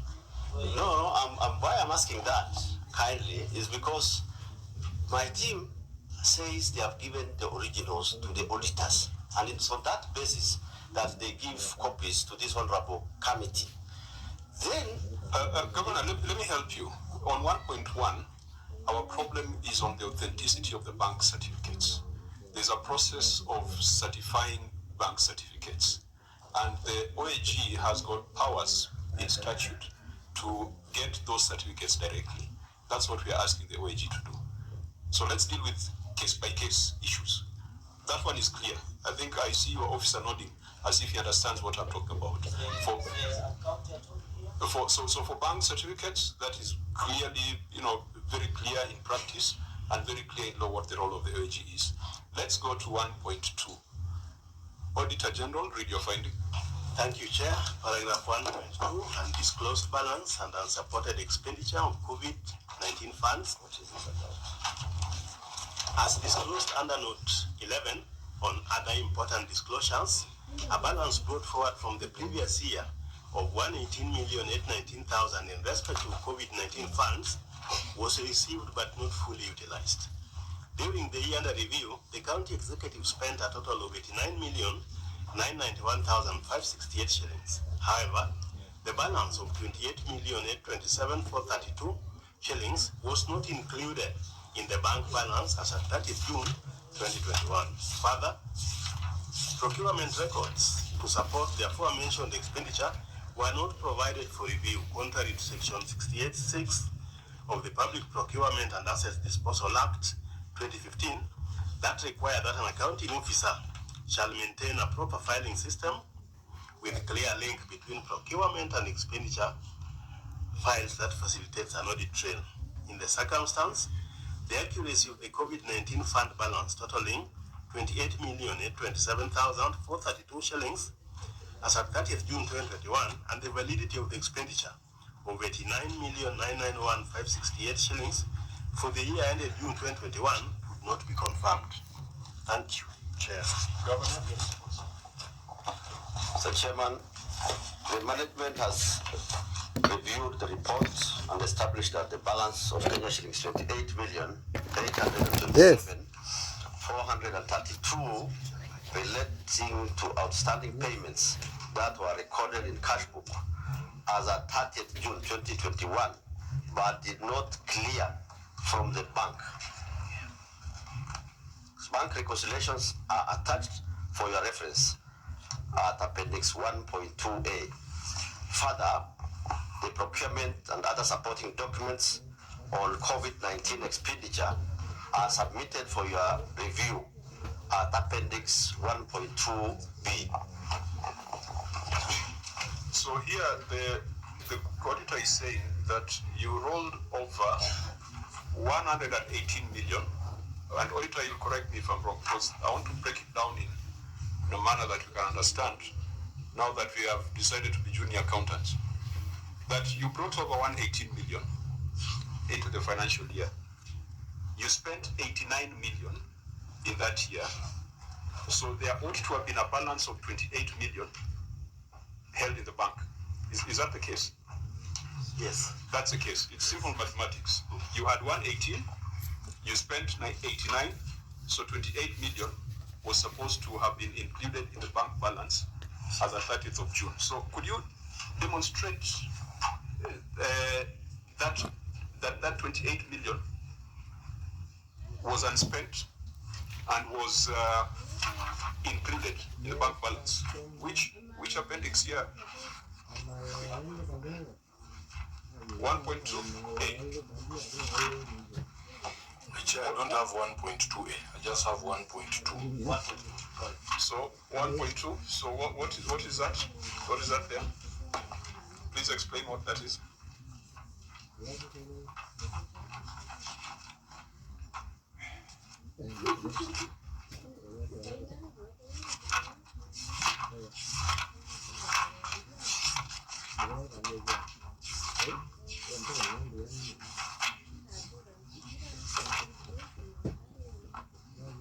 Yeah, please explain the annexure. Yeah, Mr. Chairman, I'll ask Mr. Cortes to explain. Yeah, please, and be very precise. Thank you.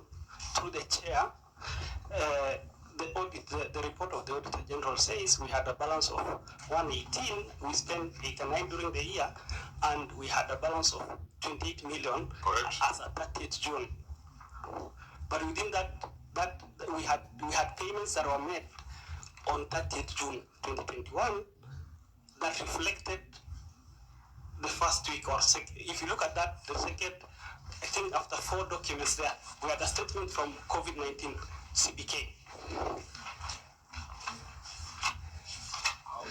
How does it look like now that it's an Excel document. It's an Excel document. Or let's start. We have reconciliation, Chair. In that reconciliation, we had a balance as per bank certificate, which was 28 million. Where is the bank certificate? The first document after the annex. After the annex, the first document, Chair. Which one? Annex 1.2. Perhaps no. It says balance as per bank certificate. I'm asking for that bank certificate that you're referring to there. We have the last document, Chair. If you look at that, the first full document. Balance as per bank certificate attached. Where is it? Where is that bank certificate? We have attached a bank statement, Chair. Where is it? And then is a statement the same as a certificate? No. The first 4 pages. After the first 4 pages. You have said balance as per bank certificate. Yes. 28 million. Yes. That's the 28.8 million we are looking at. Yes. So can you show us that bank certificate that confirms that there was 28? We don't have it here, Chair. But the query was on why we have it. Or you do have it. We don't have it. You don't? Yes. Or don't? No, we don't. Here in this appendix, it's not attached. Why of all these volumes would you not attach the one document that would exonerate? We had attached a statement from CBK. bank statement from CPK that will show the balance as a 30th. Okay, we'll proceed. Chair, we have that bank reconciliation. Point of order, when you look immediately after annex, is the same problem with certification and authenticity and ownership of this document. On the one of 28, where balance are per cash book 9.7, and there is a strange document following. I don't know what document. That document, is it one and the same? The second one, it is just has some computation of Al Hussein Investment Limited and Tunasco is set 26,2.2. I don't know, there is no letterhead, there is no ownership, there is some strange signature. So it is not even certified. The first two documents after annex.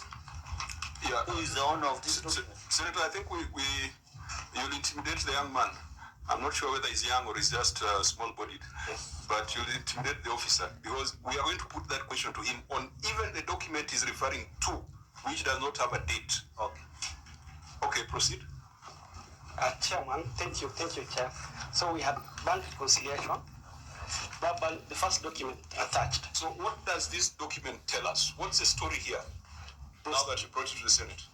The story on the bank reconciliation, it shows the balances between cash book and the bank, the bank as of that day. What is the date of this story? It's June 2021. That is ASAP. But on which date was this story written? Should have been that yet, but tell us. Read not that. Was it done yesterday? Was it done this morning? Was it done in 2021?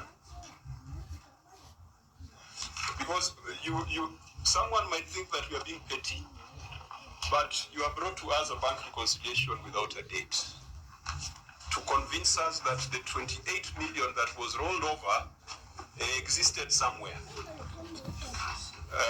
And I know Senator Onyonga is kicking me under the table because he's very frustrated. But allow us to demonstrate to the governor, so that when the governor goes back home, you call your officers to order. It is for that reason, these things we are seeing here, that you have an adverse opinion. And it is for that reason you lost 160 million under the KDS. So were you done with your explanation? Yes. So where in your explanation are you telling us that that 28 million that was rolled over was there or was used for a particular purpose? So was it there? Because the Auditor General says that the 28 million was not included in the bank balance. So what happened to the 28 million? Chair, if you just allow me to refer you to the same documents. Yes. The first three, just roll over the first three documents, and I will refer you to, we have attached extracts of a cash book just to show you the balances. Which one? The one that is undated, or the second one? No. The one saying receipts. This one. No. Okay, allow me then explain. Let's go past the bank reconciliation, the undated bank reconciliation. We have another undated schedule. That schedule is explaining the difference between the bank balance as a 30th. I don't think we're on the same page, with great respect. But maybe is our clerk here? George, can you go and see which page he's referring to? Because I am totally lost. The Annex 1.2, the first page. The first page has something called bank reconciliation. Yes. After that, we have a schedule showing two persons who have been paid. Yes. Then after that, we have an extract of cash book. This one written receipts. Yes. Okay, what does that show us? I wanted to take you to the next page after receipts. Yes. After receipts, we have an extract of cash book. After receipts, your payments? Yes, an extract of cash book showing the payments that were made as at 30th June 2021. Yeah, so if a payment has been made and it doesn't clear as per the governor's response, shouldn't we see that in your bank statements? Yes. Where are those bank statements? After that payment, yes. We have. You have gone too fast. Sorry. The Excel spreadsheet, payments in cash book not reflected in bank statement as at 30th of June 2020. Yes. Is that the real date, 2020, not 2021? Should be 2021. What is there?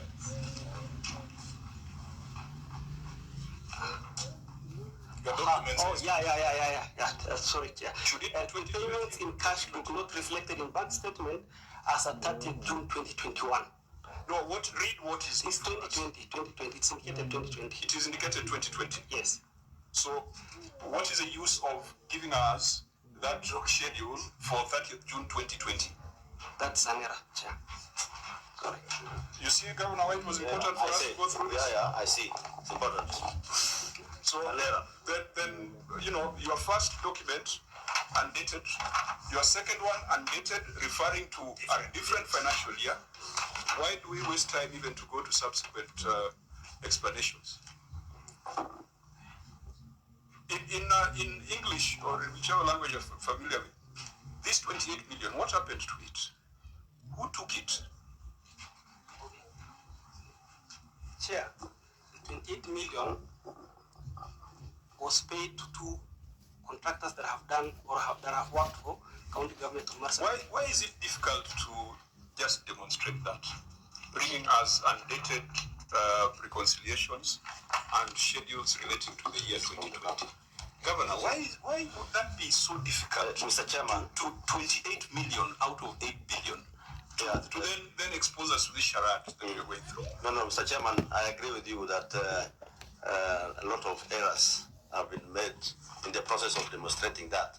But the statement from the bank, which of course is verifiable, is very clear, Mr. Chairman. What is required is a bank certificate. Yeah, not a statement. Remember, it was the first question that can be noted, Mr. Chairman. Senator Onyonka. Governor. Yeah. If you look at these documents that have been displayed here, what we are actually saying, if you give me just a 1 hour, I'll get you another one like this from River Road. If you give me, in fact, 30 minutes. This is from KCB Bank. No, I don't have that. CBK, actually CBK here. It hasn't been certified to be a true copy of the original. That's the error. That is the error. You are asking me to abdicate on my responsibility. No. You are telling me to take what you've given me, accept it at face value, because you are saying so. And we are saying our GPS is the Auditor General's office. They are saying what you have presented here doesn't satisfy the basic tenets of accounting. I don't know why you are pushing we do this thing and yet it's injuring you. No, but I think on this one, Mr. Chairman, the auditor, maybe we will hear from him, but and that is why maybe before the government. Even though if auditor, if you cleared this matter with the documents that are before us, then we do not agree with you. Patrick. Thank you, Chair. And we are really in this situation where we disagree with the auditor. Chair, the only thing we have not done independently on this issue is the independent confirmation from the bank, which means otherwise the one for 2020, that one I don't know why is running away from it, because we were talking about the balance brought forward at the beginning of the financial year 2021. So that reconciliation should be as at 2020. So the only thing we have not done, Chair, is the auditor is going to a very dangerous ground. Auditor, and no, it was deliberate. Why I asked whether it was 2020 or 2021. Yes. And it is upon the client to tell us. Because now if the client does not even understand his documents and why they are before us, then it becomes a bit of a circus. Senator. Chair, and that is why I was asking, although you had said it will be referred, on this document that is not dated, it's not authenticated, it's not certified. Governor, it's not a simple error. If we allow this, it will mean we'll struggle because it's not an authenticated document, as Senator Onyonka has said. And number two, Chair, like somebody like Tunasco insert was paid in some document, I don't know where it originates from, maybe the CFO can tell us, was paid 26.550 over 26 million, and then Al Hussein investment was paid 2.2 million, 58984. and total came to 28.809234. So I don't know what is the essence of this document, Governor, because it's not paginated, it's not documented, it's not certified. And who is this to NASCO insert an Al Hussein investment? Because going through to the, you should even have attached with the payment voucher that was attached so that we know this to NASCO was given 26.5 million, given even as a breakdown. I don't know whether auditor you cited, even if it is beds, how many were they? If it is some pharmaceuticals that was applied, or even gloves, or masks, it should have something. So, the people of Marsabit, Governor, and through the chair, would really want to know why would NASCO insert being paid 26.5. So you break down so that even when you go back and tell them, I paid this company 26 million, they gave us 10 beds, they gave us 100 gloves, they gave us 1,000 masks, they gave us sanitizers that how many liters, maybe 1,000 liters. It becomes even neater and orderly, Chair. So on these two documents, the authenticity is not there. And Chair, I think as per the ruling, we'll just track off so that when Governor comes, his answer remains insufficient. Yes, Governor, I get a feeling that I'm frustrating my members through my insistence on proceeding. But out of experience, I believe that this painful exercise helps you and your team to see what problems there are, so that if you have another appearance, then they're not repeated. In fact, I would ask if all these have been brought to support the issue. All this is part of Appendix 2, isn't it? All this has been brought to support Appendix 2, which already the first pages are undated. The second one has a date which your officers disowned. It then renders all these other pieces of paper inadmissible. Can I add something on what you are saying? Just allow me to... now, Governor, of these pages, what is in it of value to the committee as far as responding to this question is concerned? Yes. Well, what can we mine out of this almost 2 reams of paper addressing 28 million? These are supporting documents, Mr. Chairman, payment vouchers and other, the way Senator Cherargei was asking. Supporting how much? The payments for the companies he was asking. Is it supporting 28 million? No, Chair, the 118 million which was raised. It is supporting the 118 million. 118 million. Is there one of them being to NASCO, as he said? Just a little bit, Senator Cherargei. Is there a summary schedule of? Is there a summary schedule of? Because you've got all these pages, just a breakdown. Because the Auditor General has said that what was not provided, procurement records to support the expenditure were not provided for review, despite the law requiring a proper filing system. So what you've done is you approach your filing system to the Senate to justify that. Isn't there a more efficient way to respond without printing 20 copies of this? Mr. Chairman, initially, the auditors raised the fact that they didn't see evidence for payment of 89 million and that of 28 million. So the team felt the vouchers and all evidences be attached here. Okay, so is there a schedule that tells us that supplier A, Pacton, was paying 20 million for this service? Supplier summary is not there. So it means you have to go through all these pages to make that inference. Yeah. I'm giving you suggestions on how to make your submissions to the Senate easily suggestible. Because I can tell you, if you want us to go through this, then we'll be here until evening. So just take note, those who prepare these statements, the technical officers, please do that makes our life easier. Yeah, to prove your point, I just wanted to say they were just filing this document for the same. Look at the payment voucher if governor was saying this payment vouchers is to support payment to these two companies. What was the name? Senator, maybe you can assist me. These two, Al Hussein Investment Limited and Tunasco Insat. Point of order, Mr. Chairman. Yes. It's not to the two. Vice Chair can never be out of order. Governor. Yeah. Governor, you are no longer a member, so you can't rise on a point of order. Okay, I am guided, Mr. Chairman, but I just wanted to... You wait, you ask the chair for an opinion. Okay. Then you proceed. Yes. Because I was trying to understand you, Chair, Governor, I was requesting to know where 28.8 million you say they are payment vouchers. In this annexure, you have included some of the payment vouchers. For example, a company called Barton Investment was paid 12.5 million. And then I think the LPO to that company. Then another, just quickly, another, I think, counter receipt voucher. It goes, and then Barton Investment themselves have written a receipt of 12.5, and then blah, blah, blah.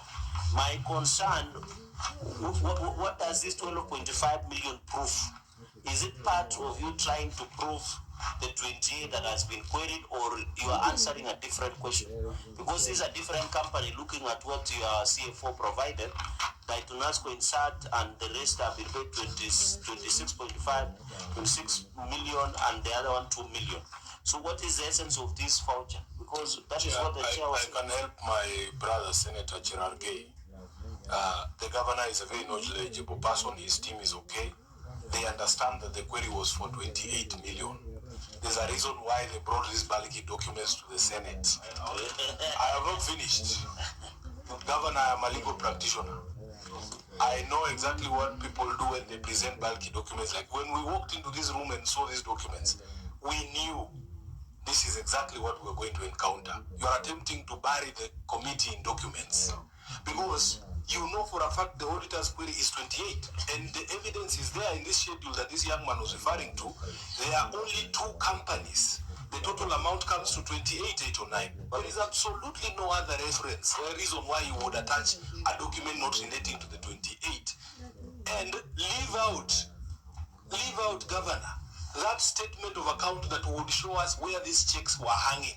Why would you leave out that statement that would exonerate you, but include payment vouchers that have nothing to do with the 28? If you allow I want to now impute negative motive on the record. You are trying to drown the committee in documents. I'm not. Mr. Chairman, sorry about that. I wanted to clarify when Senator Chergay raised this matter. The vouchers attached are not only for the 28 million and for the 2 million, but there is an earlier question by the auditors wanting to see evidence of payments for 89 million. 98. 98? 89. I think 89. Same query.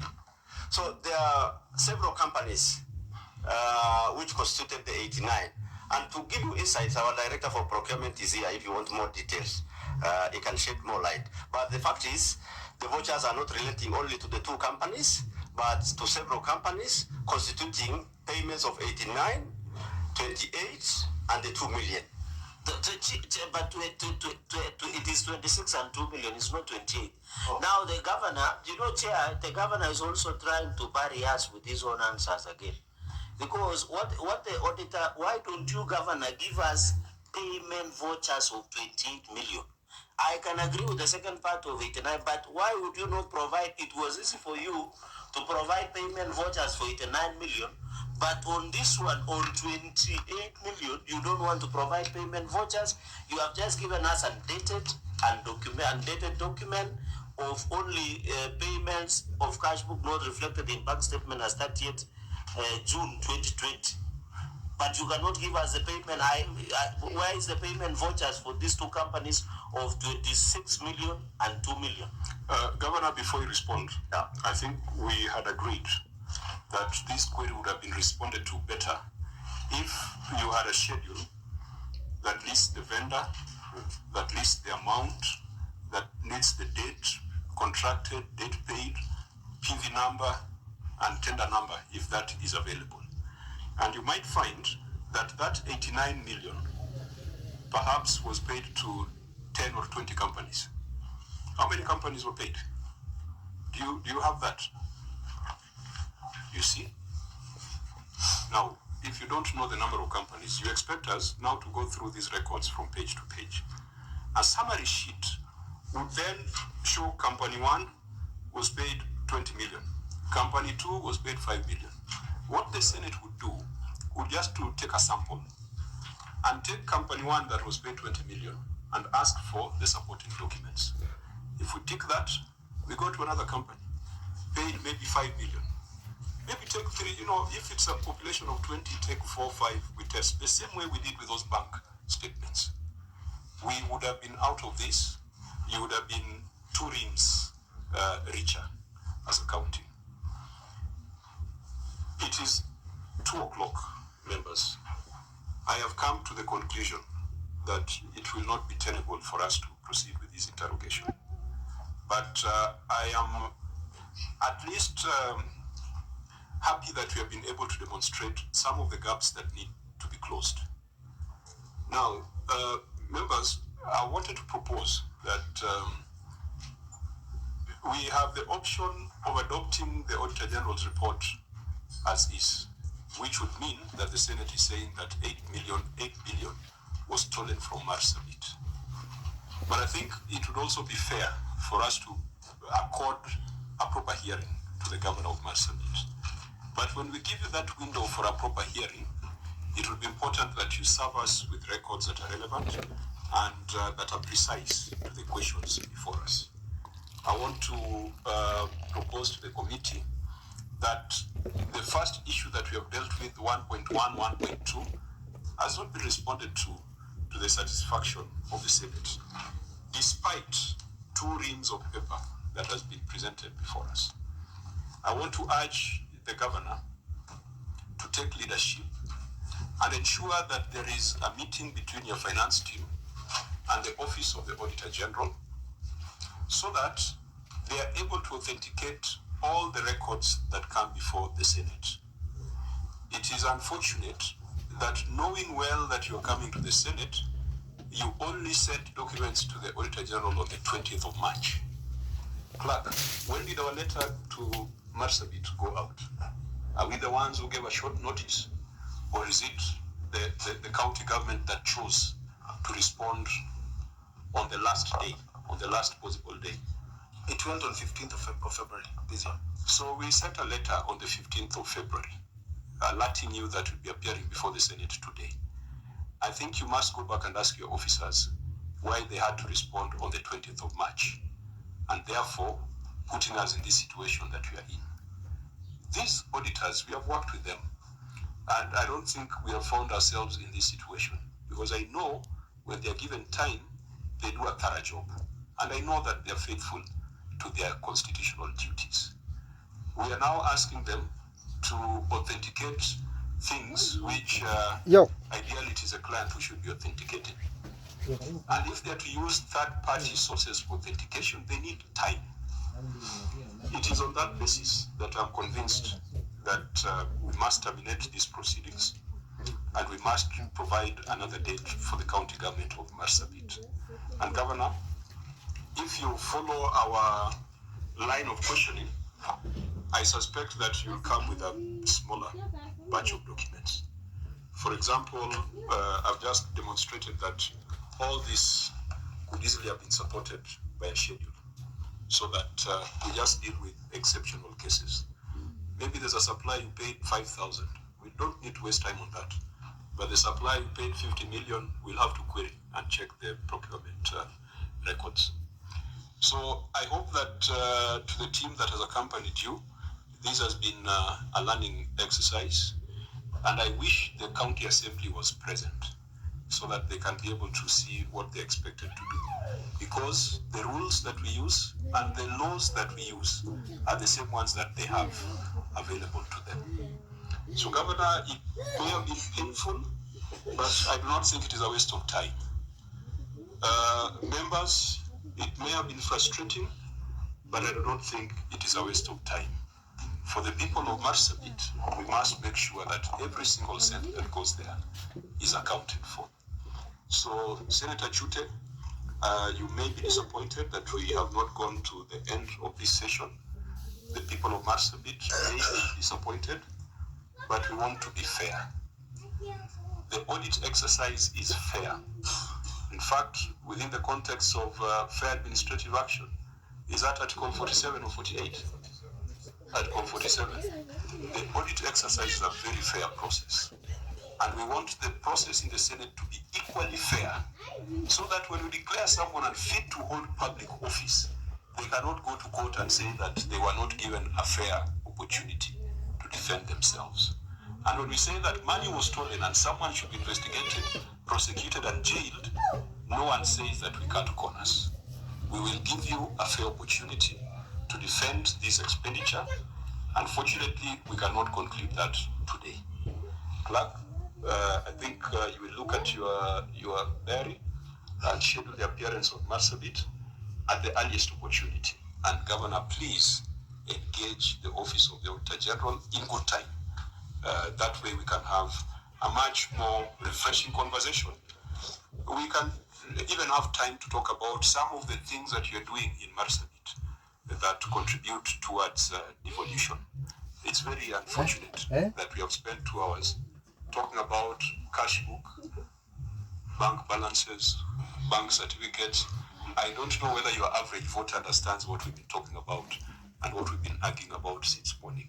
So let's deal with these small things so that we can focus on the big things.